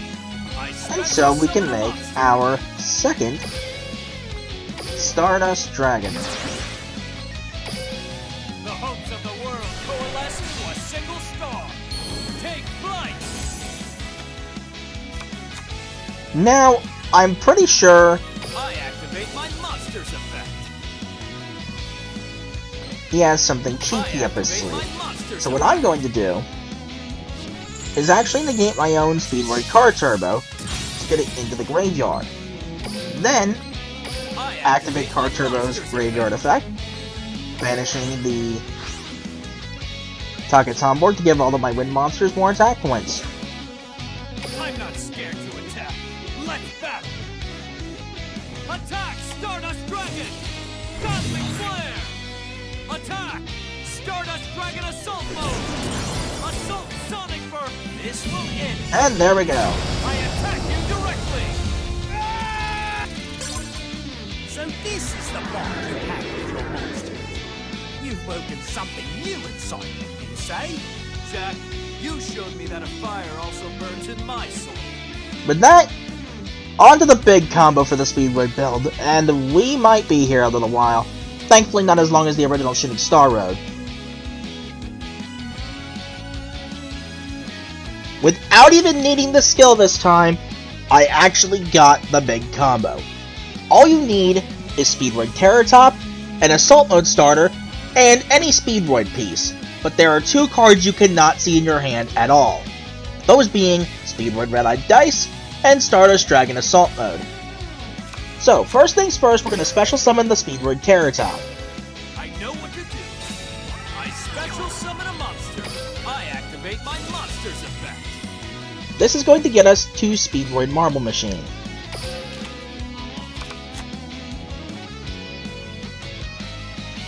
Next, we're going to go ahead and normal summon Assault Sentinel. I summon a monster. I activate my In tributing this, we bring out the Psy Reflector. Need your help. I special summon a monster. I activate my Psy Reflector? monster's effect. Gets us to Assault Beast, I which activate gets my us monster's effect. to Assault Mode Activate. We then reveal the Assault Mode Activate in our hand, and target the Assault Beast. Make this level 7. I know what to do. Now, in this case, because we started with Assault Sentinel, we have to do things this way. Use the Psy Reflector and the Terratop to Synchro Summon Herald of the Arclink to the extra monster zone. I know it's kind of annoying that we have to do it this way, but we have no choice. I know what to do. Next up, we normal summon our Speedroid Marble Machine. activate my monster's effect. That's going to get us 2 Speedroid Targets on board. We special summon the Speedroid Targets on board, I special summon a monster. and then tribute it to get our red-eyed dice. I need your help. I special summon a Red-eyed monster. dice, I activate my then monster's activates, effect. targeting the Marble Machine, and we want to make this level 4. Before we do anything else, we use the red-eyed dice and the Assault Beast to Synchro Summon Excel Synchro Stardust Dragon. I synchro summon a monster. I activate my monster's effect. Then, we bring back the red-eyed dice with its effect. Okay. Using that I and the special Marble summon a Machine, monster. amusingly red-eyed dice is not a once per turn, by the way.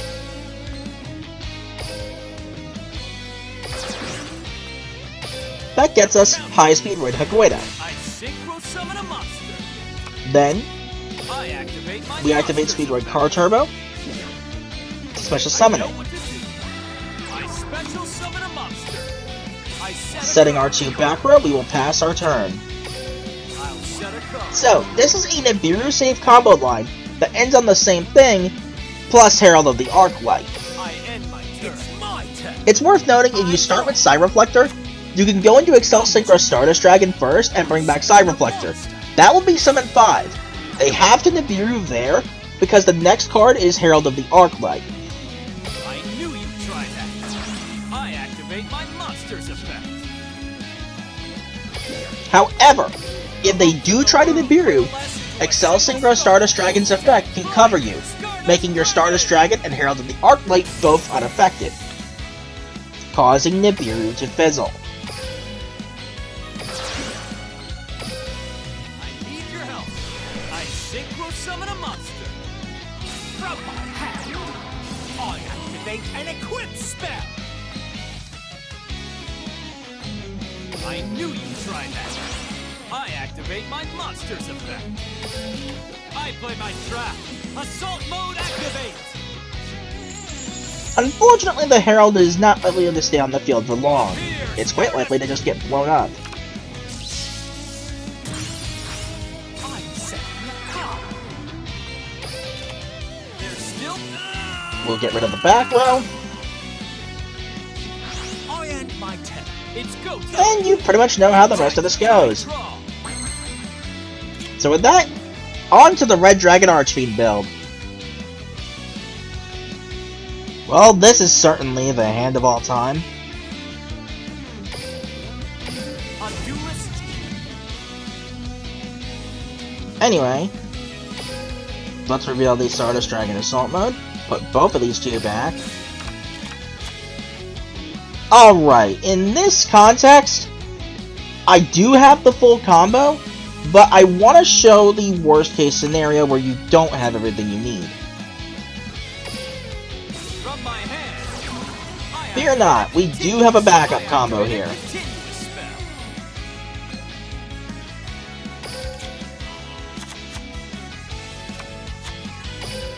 Okay. I summon a monster.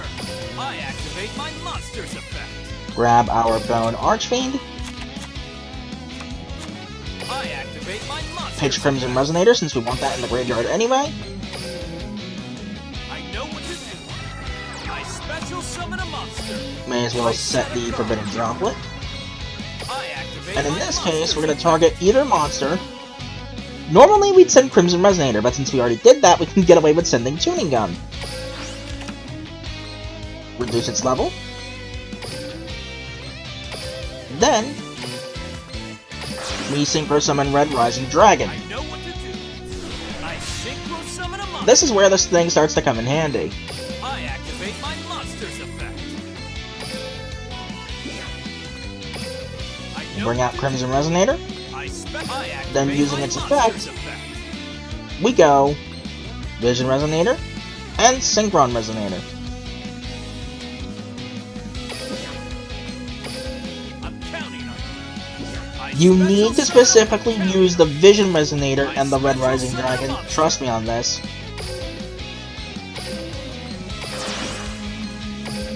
To Synchro Summon Scarred Dragon I Archfiend. synchro summon a monster. Vision Resonator's effect is going to activate. Normally, you'd grab Crimson Gaia and then grab Fiendish Golem. But since we already have Crimson Gaia, we can just skip that step and go straight for the Fiendish Golem. I'll set a card. Next up, we're going to use the Synchron Resonator and the Scar Dragon Archfiend to Synchro Summon Hot Red Dragon Archfiend Abyss. I synchro summon a Make sure it is in the extra monster zone. I activate my We'll use both Scar Dragon Archfiend's effect and Synchron Resonator in the graveyard. This will get us back our Vision Resonator.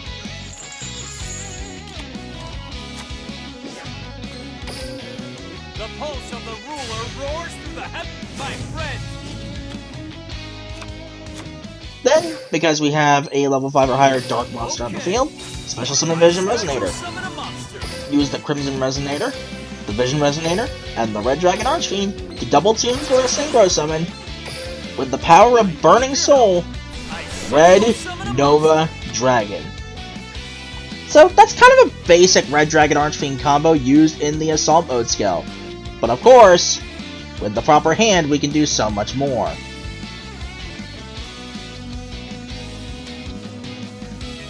We actually do have the big combo here. All you need is any of your Assault Mode starters and Soul Resonator. First order of business is we're going to use, in this case, Emergency Teleport I activate a quick to special play summon our Side Reflector. I'm counting on it. I special summon a monster. In this case, since I already have Assault Beast, I'm going to grab Assault Sentinel for any potential follow-up turns. For what little we have, anyway. I activate my monster's effect. The Beast will get us to Assault Mode Activate. I activate my monster's effect. Go ahead and reveal. Target the Assault Beast. I need your help. I special summon a monster. We're going to once again make Excel Synchro Stardust Dragon in the extra monster zone. Okay. I synchro summon a monster. I activate my monster's effect. Okay. I special summon a monster. Same as before, but now we're going to summon Soul Resonator. I'm counting on it. I summon a monster. I activate my Activate. monster's effect. And we're going to grab Bone Archfiend. Since we have a Resonator call, From my hand. we can search out the Resonator we need in the graveyard at this moment. In this case, Vision Resonator. I activate my Making it the monster's perfect target to pitch with Bone Archfiend. effect. I know what to do. Bone I special Archfiend? summon a monster. I Well, activate before it my does anything, monster's effect. we'll have to wait, because Vision Resonator is going to grab me my Crimson Gaia. I activate my monster. Now Bone Archfiend can target either itself or the Soul Resonator. Do not target the Psi Reflector whatever you do. In this case, we'll send Tuning Gum to increase the level. This gives us Scarred Dragon Archfiend. I know what to do. I synchro summon a monster. From my hand, I activate a continuous spell. We'll I activate the activate a Crimson Gaia continuous spell. to get us to our Fiendish Golem. I set a card. Set these two cards, and we'll pass our turn over. I end my turn. Don't expect me to I draw. I activate my spell card. Resonator call. Watch this. I summon a monster. That was your worst mistake, buddy, because you're about to show You're not the just only how fool stupid of this right. combo can be. I activate On the my opponent's monster. turn, by the way, we do all of this. The hopes of the world We make an will unaffected Stardust Dragon, Flight. an unaffected Hot Red Dragon Archfiend Abyss, I need your help. I synchro summon a monster. and since Scar Dragon Archfiend was sent to the graveyard for a Synchro Summon, not only do we get Red Dragon Archfiend from our extra deck, The pulse of the ruler roars through the heavens and earth. Synchro summon. My friend's very soul. Red Dragon Archfiend.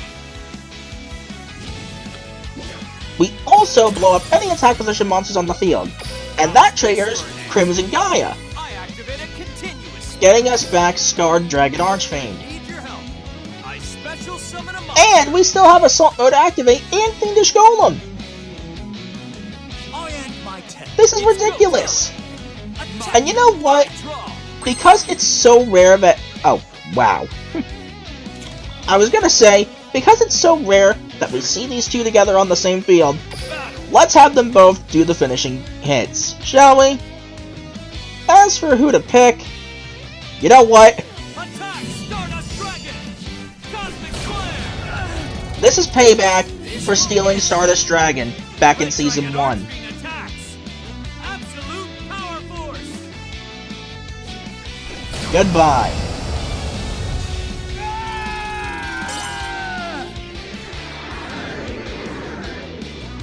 So this is the bond you have with your monster. You've woken something new inside you, you say? Jack, you showed me that a fire also burns in my soul. So with that, there's only one skill left to cover. At least one with, you know, a consistent combo. This next skill, unfortunately, has gotten a lot of hate over the last few months, and unfortunately, it's for a very good reason. Starlight Drive. This skill reads as follows. You can use this skill's second and third effects once per turn if your main deck contains 7 or more tuner monsters. First effect. Only Synchron monsters can be special summoned from your extra deck using this skill's first effect. What this means is, we're locked to Synchron monsters at the start of the duel, plus we also let our opponent know we're playing Starlight Drive. Second effect. If you control Stardust Dragon, play one Formula Synchron from outside of your deck in face down defense position, its battle position can be changed, and set one Shooting Star from outside of your deck. This card can be activated on the same turn. Third and final effect. If your opponent has any cards on their field or in their graveyard, play one Stardust Dragon from your extra deck in face down defense position. Its battle position can be changed. Then, you can send up to 3 random level 2 monsters from your deck to the graveyard. So, this skill used to be really bad.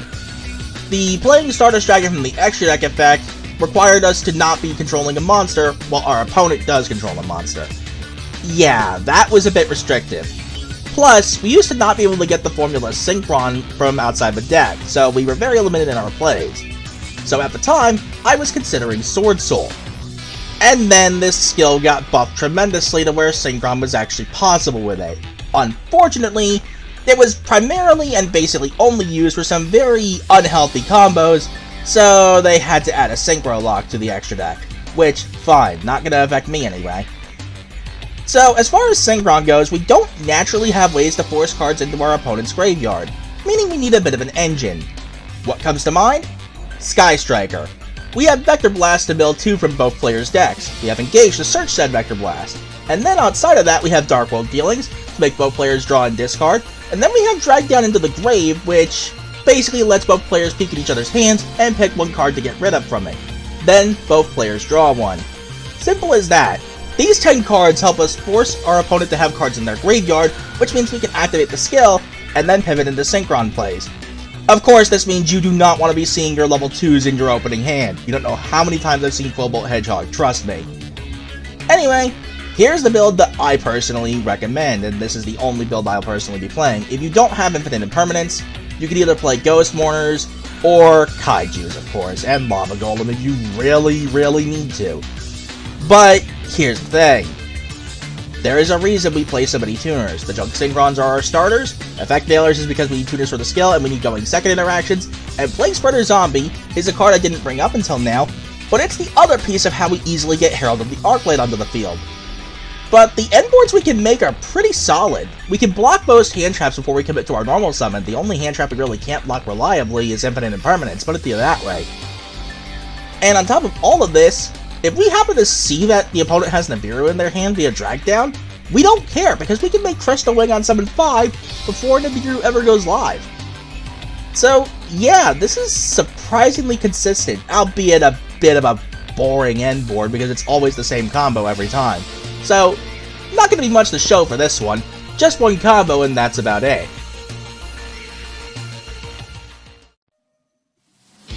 Okay, there's only one combo for Starlight Drive with the Synchron build, so let's see if I can pull this off. We have at least the first piece we need, a way to send cards from the opponent's deck to their graveyard. Next, the skill activates, and we're going to play Stardust Dragon. Make sure it's in the extra monster zone in this context.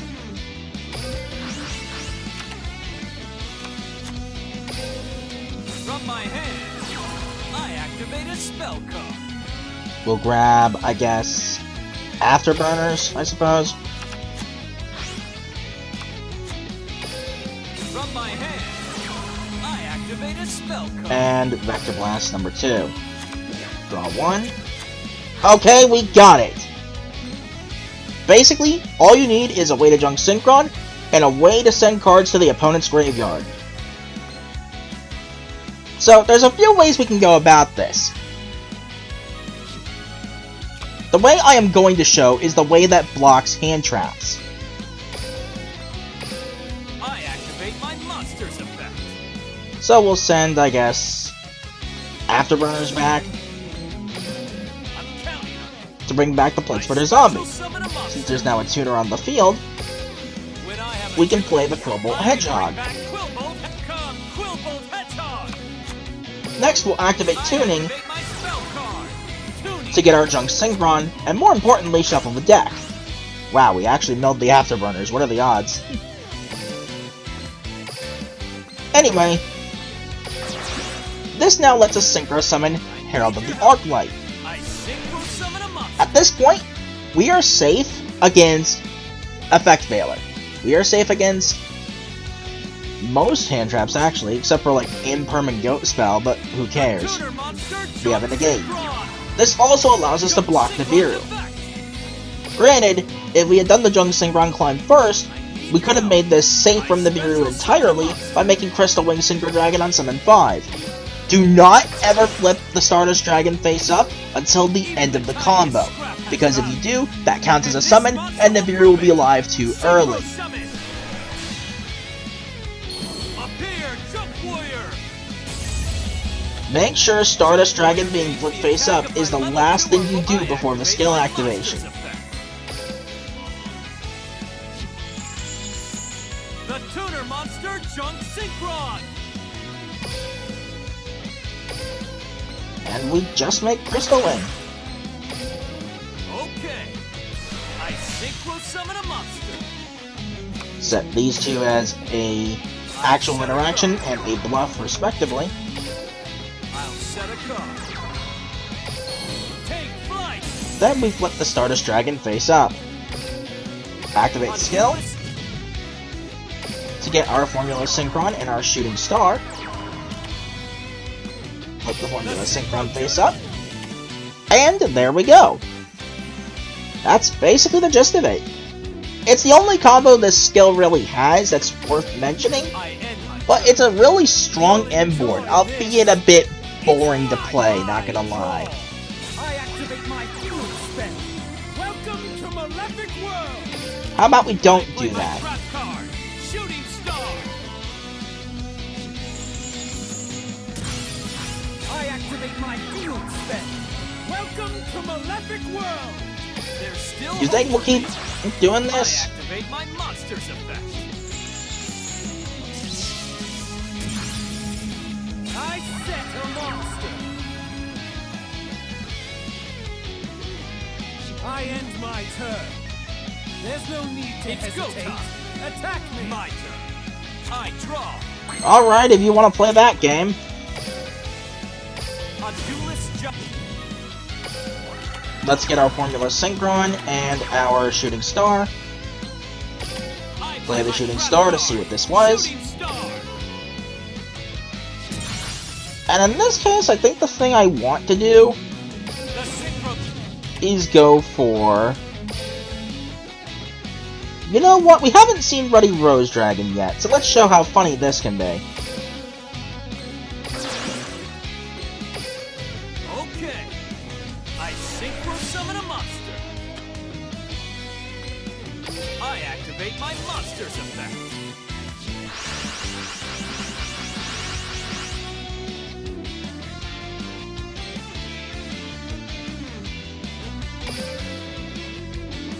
Yeah, that's a little ridiculous.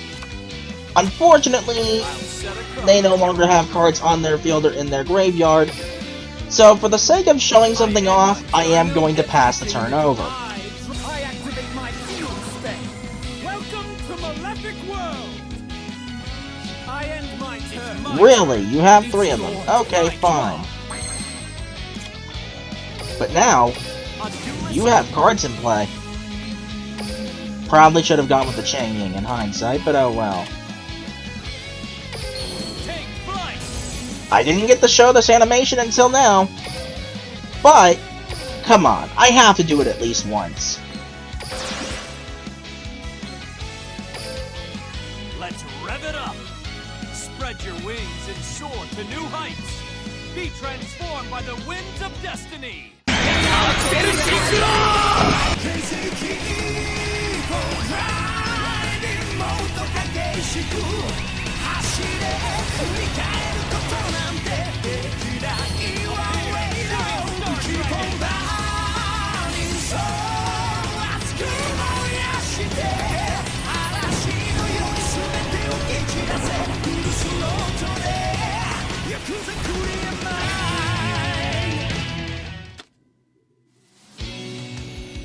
Yeah, come on, I had to do it at least once. I'm not scared to attack. Take this. My monster attacks you directly. This is the strength of our bond. Shooting Star Dragon attacks. Falling Star Slam. I much prefer the Japanese name of the attack, which was at one point used in the dub, Stardust Mirage. Yeah, that sounds way cooler. Just saying. But anyway, that is it for every single Synchron combo, at least among the decks that are actually in the game. Before we get on into the last thing I want to show, we have to talk about the skill for character deck duels. It's time for the final skill, and here we're going over the character deck duels.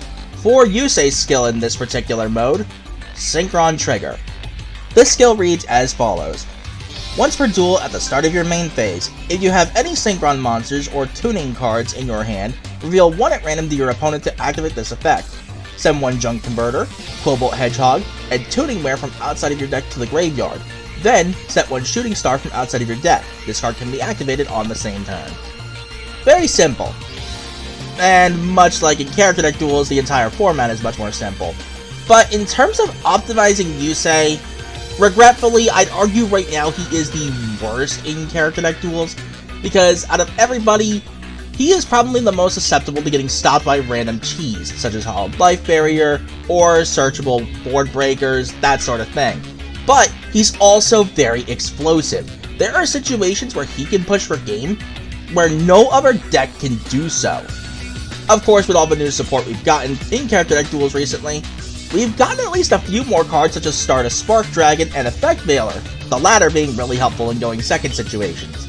So, here's the build I'm currently running. It's very simple, very consistent, very to the point. This does require 4 grade stars on Yusei for Effect Veiler, a 3rd Book of Moon, Stardust Spark Dragon, and Dark End Dragon, but every card in here does serve a purpose. Of course, since there's not much in the way of combos here, instead what I'm going to do is actually do a duel completely live, not in PvP, but at least just to show off how this skill works. There's not much more I can do other than that for this one.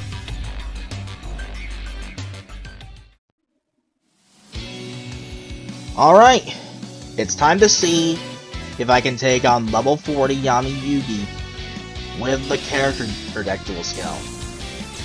Yeah, this is gonna be tricky, because this is Yami Yugi's streak, so he is significantly stronger. And the one time where I don't mind seeing going second on the coin flip. Please duel. Our love of duel monsters transcends the barriers of time. Let's duel, you say? Duel. Bring it It's my turn. on. I activate Magician's Soul's effect. I activate my quick play spell, Soul Servant.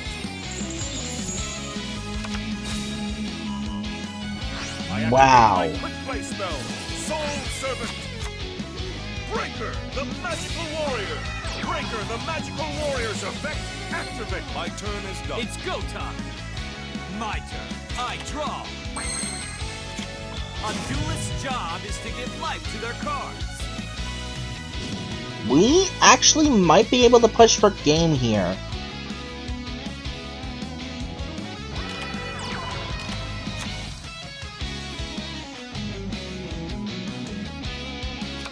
Wait, no, I don't think we can.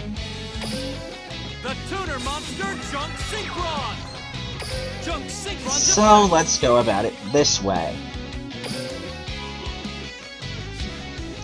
I'm counting on you. I special summon a monster.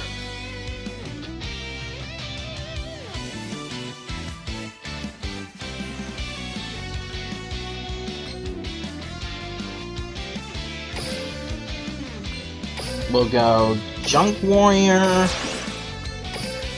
Even the tiniest scrap has value. Appear, Junk Warrior! Junk Warrior gains the attack of my level 2 or lower. I activate my monster's effect. Go ahead and bring back the Junk Synchron. The tuner monster, Junk Synchron! May as well set MST and the Book of Moon. I'll set a card. And hey, we'll get to see Stardust Spark Dragon. The single ray of light pierces through the ocean of stars. Synchro summon. Stardust Spark Dragon. I'm not scared. Stardust Spark Dragon attacks. Stardust Spark Dragon's effect. Just in case he has Apprentice Illusion Magician, he very well might. This is far from over. I end my turn. It's my turn. I draw a card. I activate Magician's Soul's effect. Magician's Souls. We'll Book of Moon that. I knew you'd try that. Here's my face down card. I activate a quick. The great dark magician has a disciple who can more than hold her own. Say hello to Dark Magician Girl! Didn't see that coming. Let's battle! Go, Dark Magician Girl! I play my trap card, Shooting Star. This is still a Stardust monster. My turn is done. It's go time. My turn. I draw. The tuner monster, Junk Synchron. Junk Synchron's effect. You know what? Since I normally never get to actually summon this thing, I'm counting on you. I special summon a monster. actually, in this situation, I want to see if there's a specific voice line that Yusei might have. Come on out, Armory Arm. I activate my monster's effect. From my hand, I activate Overtake. a spell card. Real Junk Warrior. Special Summon. The tuner monster, Junk Synchron. When I have a tuner, I can bring back Quillbolt Hedgehog. Come, Quillbolt Hedgehog. Let's do this. Even the tiniest scrap has value. And it appear Junk Warrior gains the attack of my level 2 or lower monsters. The power of I'll set a card. Armory Arm's effect activates. Equip Armory Arm to Junk Warrior specifically. I'm not scared to take this. My monster attacks you directly. I cannot This afford is the to strength lose. of our bond. I attack you directly. Oh, we don't get to see if he has the line. For reference, yeah, he calls Scrap Fist while equipped with Armory Arm Power Gear Fist, and I wanted to see if he actually has a line for that specifically. You believe in your cards just as much as I do, if not more. But with that, Thank you for that a is great every single skill demonstrated. At least among the ones in the actual game right now. There's one last thing I have to show. For the last thing I want to show for this video, we're heading over to Dueling Book. This is basically what I use to test out skills early because yes, we do have Alt Style Yusei's main new skill revealed, and it is so good. The skill reads as follows. You can only use this skill's second and third effect once per duel. First effect. You can activate Converging Wishes from your hand. You cannot normal or special summon monsters, except for junk monsters, Stardust monsters, Warrior Synchro monsters, Dragon-type Synchro monsters, and or Tuner monsters. So, no kaijus here. Second effect. Shuffle one level 4 Stardust monster, or one Shining Star Dragon, and one other card from your hand into your deck. Play 2 level 4 Stardust monsters from your deck face up to your field. Then, add one Tuner monster from your deck and one Shooting Star from outside of your deck to your hand. Then, send one Formula Synchron and one Junk Converter to your graveyard from outside of your deck. Already, this is insane, but it gets even crazier with the third effect. If your opponent controls a monster, or you control a face-up Crimson Dragon, play up to 3 in any combination of Ancient Fairy Dragon, Black Rose Dragon, Black Winged Dragon, Lifestream Dragon, or Red Dragon Archfiend with different names from outside of your deck to your field in face-up attack position. Monsters played by this effect become level 2, except for Lifestream Dragon. Then, send the remaining monsters from outside of the deck to the graveyard. Yeah, this is insane! And because it mentions level 4 Stardust monsters, we know what we're getting. There's no way we're not getting these. Stardust Synchron and Stardust Trail. These cards are insane together. Now, as for whether or not we get anything else that mentions Stardust Dragon to search with Stardust Synchron, that's neither here nor there.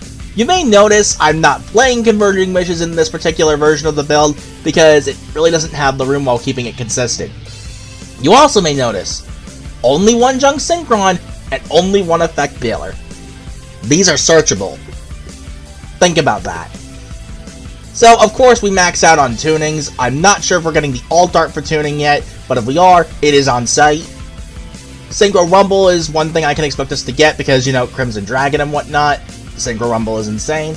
And the rest is just interaction cards like Eclipse, Droplet, Imperms, of course the Searchable Veiler, and really, that's about it. As far as the extra deck goes, it's pretty simple and straightforward. We have the one Junk Warrior, we've got ourselves the Stardust Dragons, Excel Synchro Stardust, and our usual package like Stardust Warrior, although you can swap this for Satellite Warrior, Crystal Wing, the Crimson Dragon, Quasar, and in this case, I'm expecting we're getting Stardust Zephyr Divine Dragon. I kinda prefer that over Blazar, not gonna lie, but Blazar would be good too. In some cases, Blazar would be better, but that's neither here nor there. Now, if Crimson Dragon is limited 1, we take out Crystal Wing and run Satellite Warrior instead. Don't worry, I have combos either way. But anyway, it's time to show the 2 main combos for the new skill. Alright, let's see what hand I happen to get here for this. Actually, that works out perfectly, since this is from the skill. This goes on the bottom. Yeah, this is perfect, if you can believe it. So, we're gonna go ahead and reveal the Stardust Synchron to show I have this. Because this is gonna be required for the skill activation. If I can actually do this. There we go. Alright, so we send this back. And I think I want to send back Eclipse.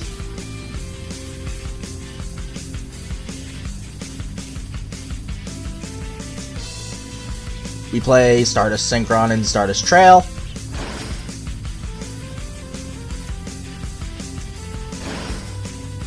Add the Shooting Star to hand, mill the Converter. And in this case, because we already have a way to Junk Synchron, we can just search Effect Veiler. Yeah. Now let's also go ahead and send the Formula Synchron. So, these become our Stardust Dragon. We activate Stardust Trail's effect.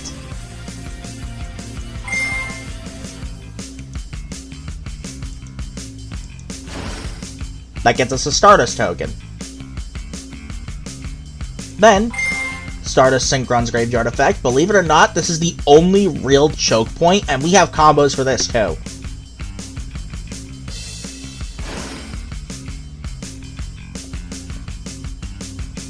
Then, by banishing the Stardust Synchron and sending Stardust Dragon to the graveyard, we get Crimson Dragon. Activate here. If this resolves, we add Synchro Rumble. If it doesn't resolve, we don't care.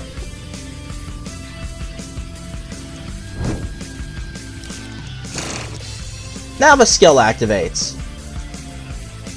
Always grab Lifestream Dragon. And if you're trying to board break, the two I can generally recommend are Red Dragon Archfiend and Ancient Fairy Dragon.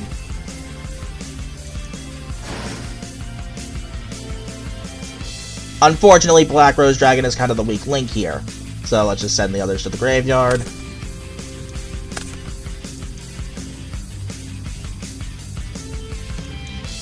These, on Summon 5, think about that for a second,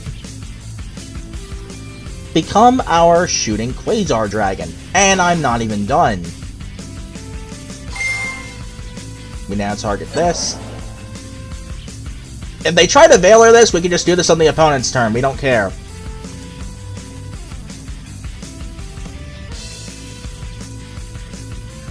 That gets us Stardust Sifra Divine Dragon. And we haven't even normal summoned yet. So, let's go for tuning. Search for Junk Synchron to hand. And see what we mill.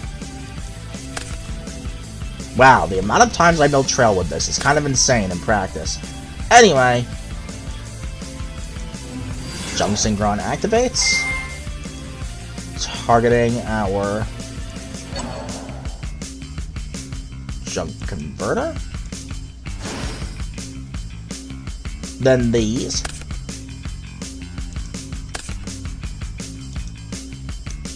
Become our Junk Warrior. Chain 1 because that's a forced activate. Chain 2, we target our Junk Synchron.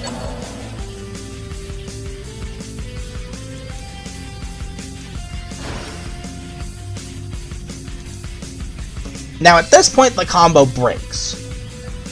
What we can do is, with Junk Synchron and Junk Warrior, we can make Crystal Wing Synchro Dragon, or, depending on the matchup, we can make XL Synchro Stardust Dragon. In this case, we activate the effect and bring back the Formula Synchron.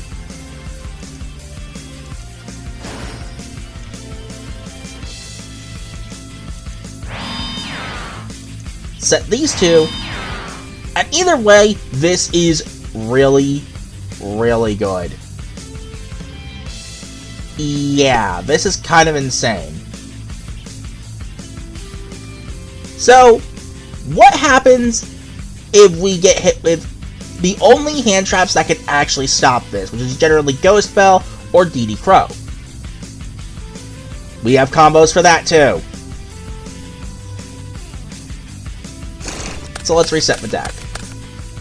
Okay, this is actually a good way to show this. Yeah, this is surprisingly consistent, can't you tell? Alright, so here we go again. Reveal this to show we have it. And we put this back. The other card I put back is Eclipse.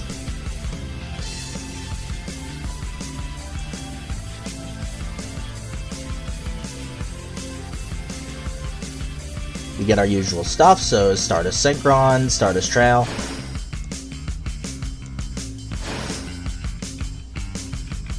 Shooting Star from outside the deck. Junk Converter to the graveyard. And we go Effect Failing. We'll also go ahead and send the Formula Synchron.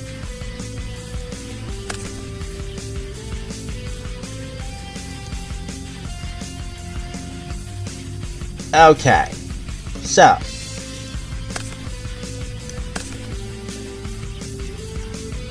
Stardust Dragon, we'll activate Trail.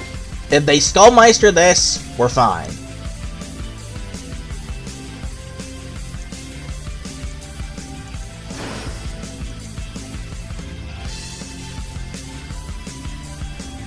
But let's say they decide to hold this for the Stardust Synchron, and then they just go spell this thing, or they DD Crow and just banish it outright, like so. This is where we can often select our tuning. We'll just grab Stardust Synchron ourselves. Let's see what we mill. That's pretty good.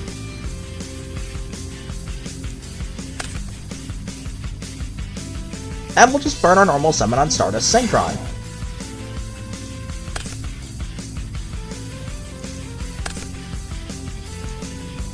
These become our Crimson Dragon. Activate. We search out our Synchro Rumble. And the skill activates. Now, let's just do this the other way because, well, I do want to at least show Black Rose and Black Wing getting onto the field. Not often they'll get to, after all.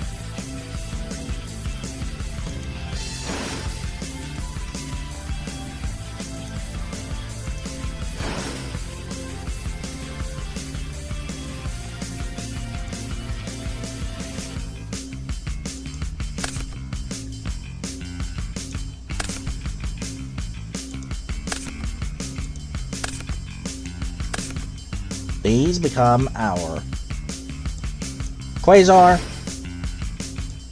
and this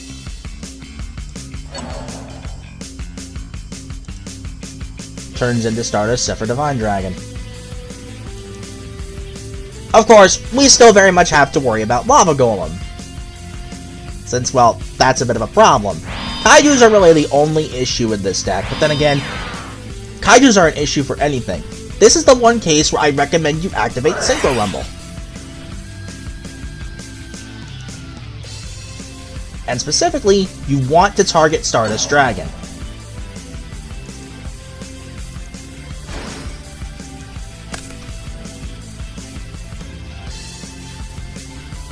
So we have 1, 2, 3, 4, 5 interactions, not counting our destruction protection.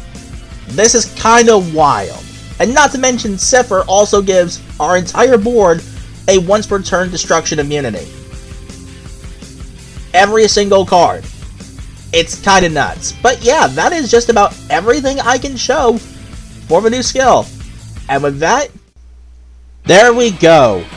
That is everything about Synchron in Duel Links demonstrated in full. There are plenty of cards I did not cover, mostly because I don't believe they're worth running in terms of consistency.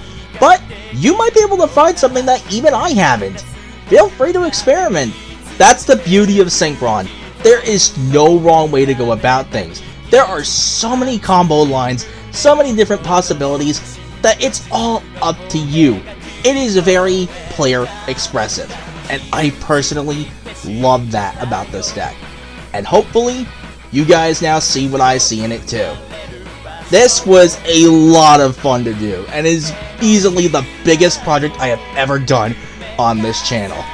Man, editing this has been a nightmare, but it is all worth it to show everything I possibly can about the deck, the archetype that I have been playing and loving for the last 7 years now, it feels like. Wow, time flies, huh? But with that, that's all I have to say. Until the next video, whatever it might be, who knows what it'll be next, because, yeah, this was a long one. Later, guys, and thanks for everything over the years.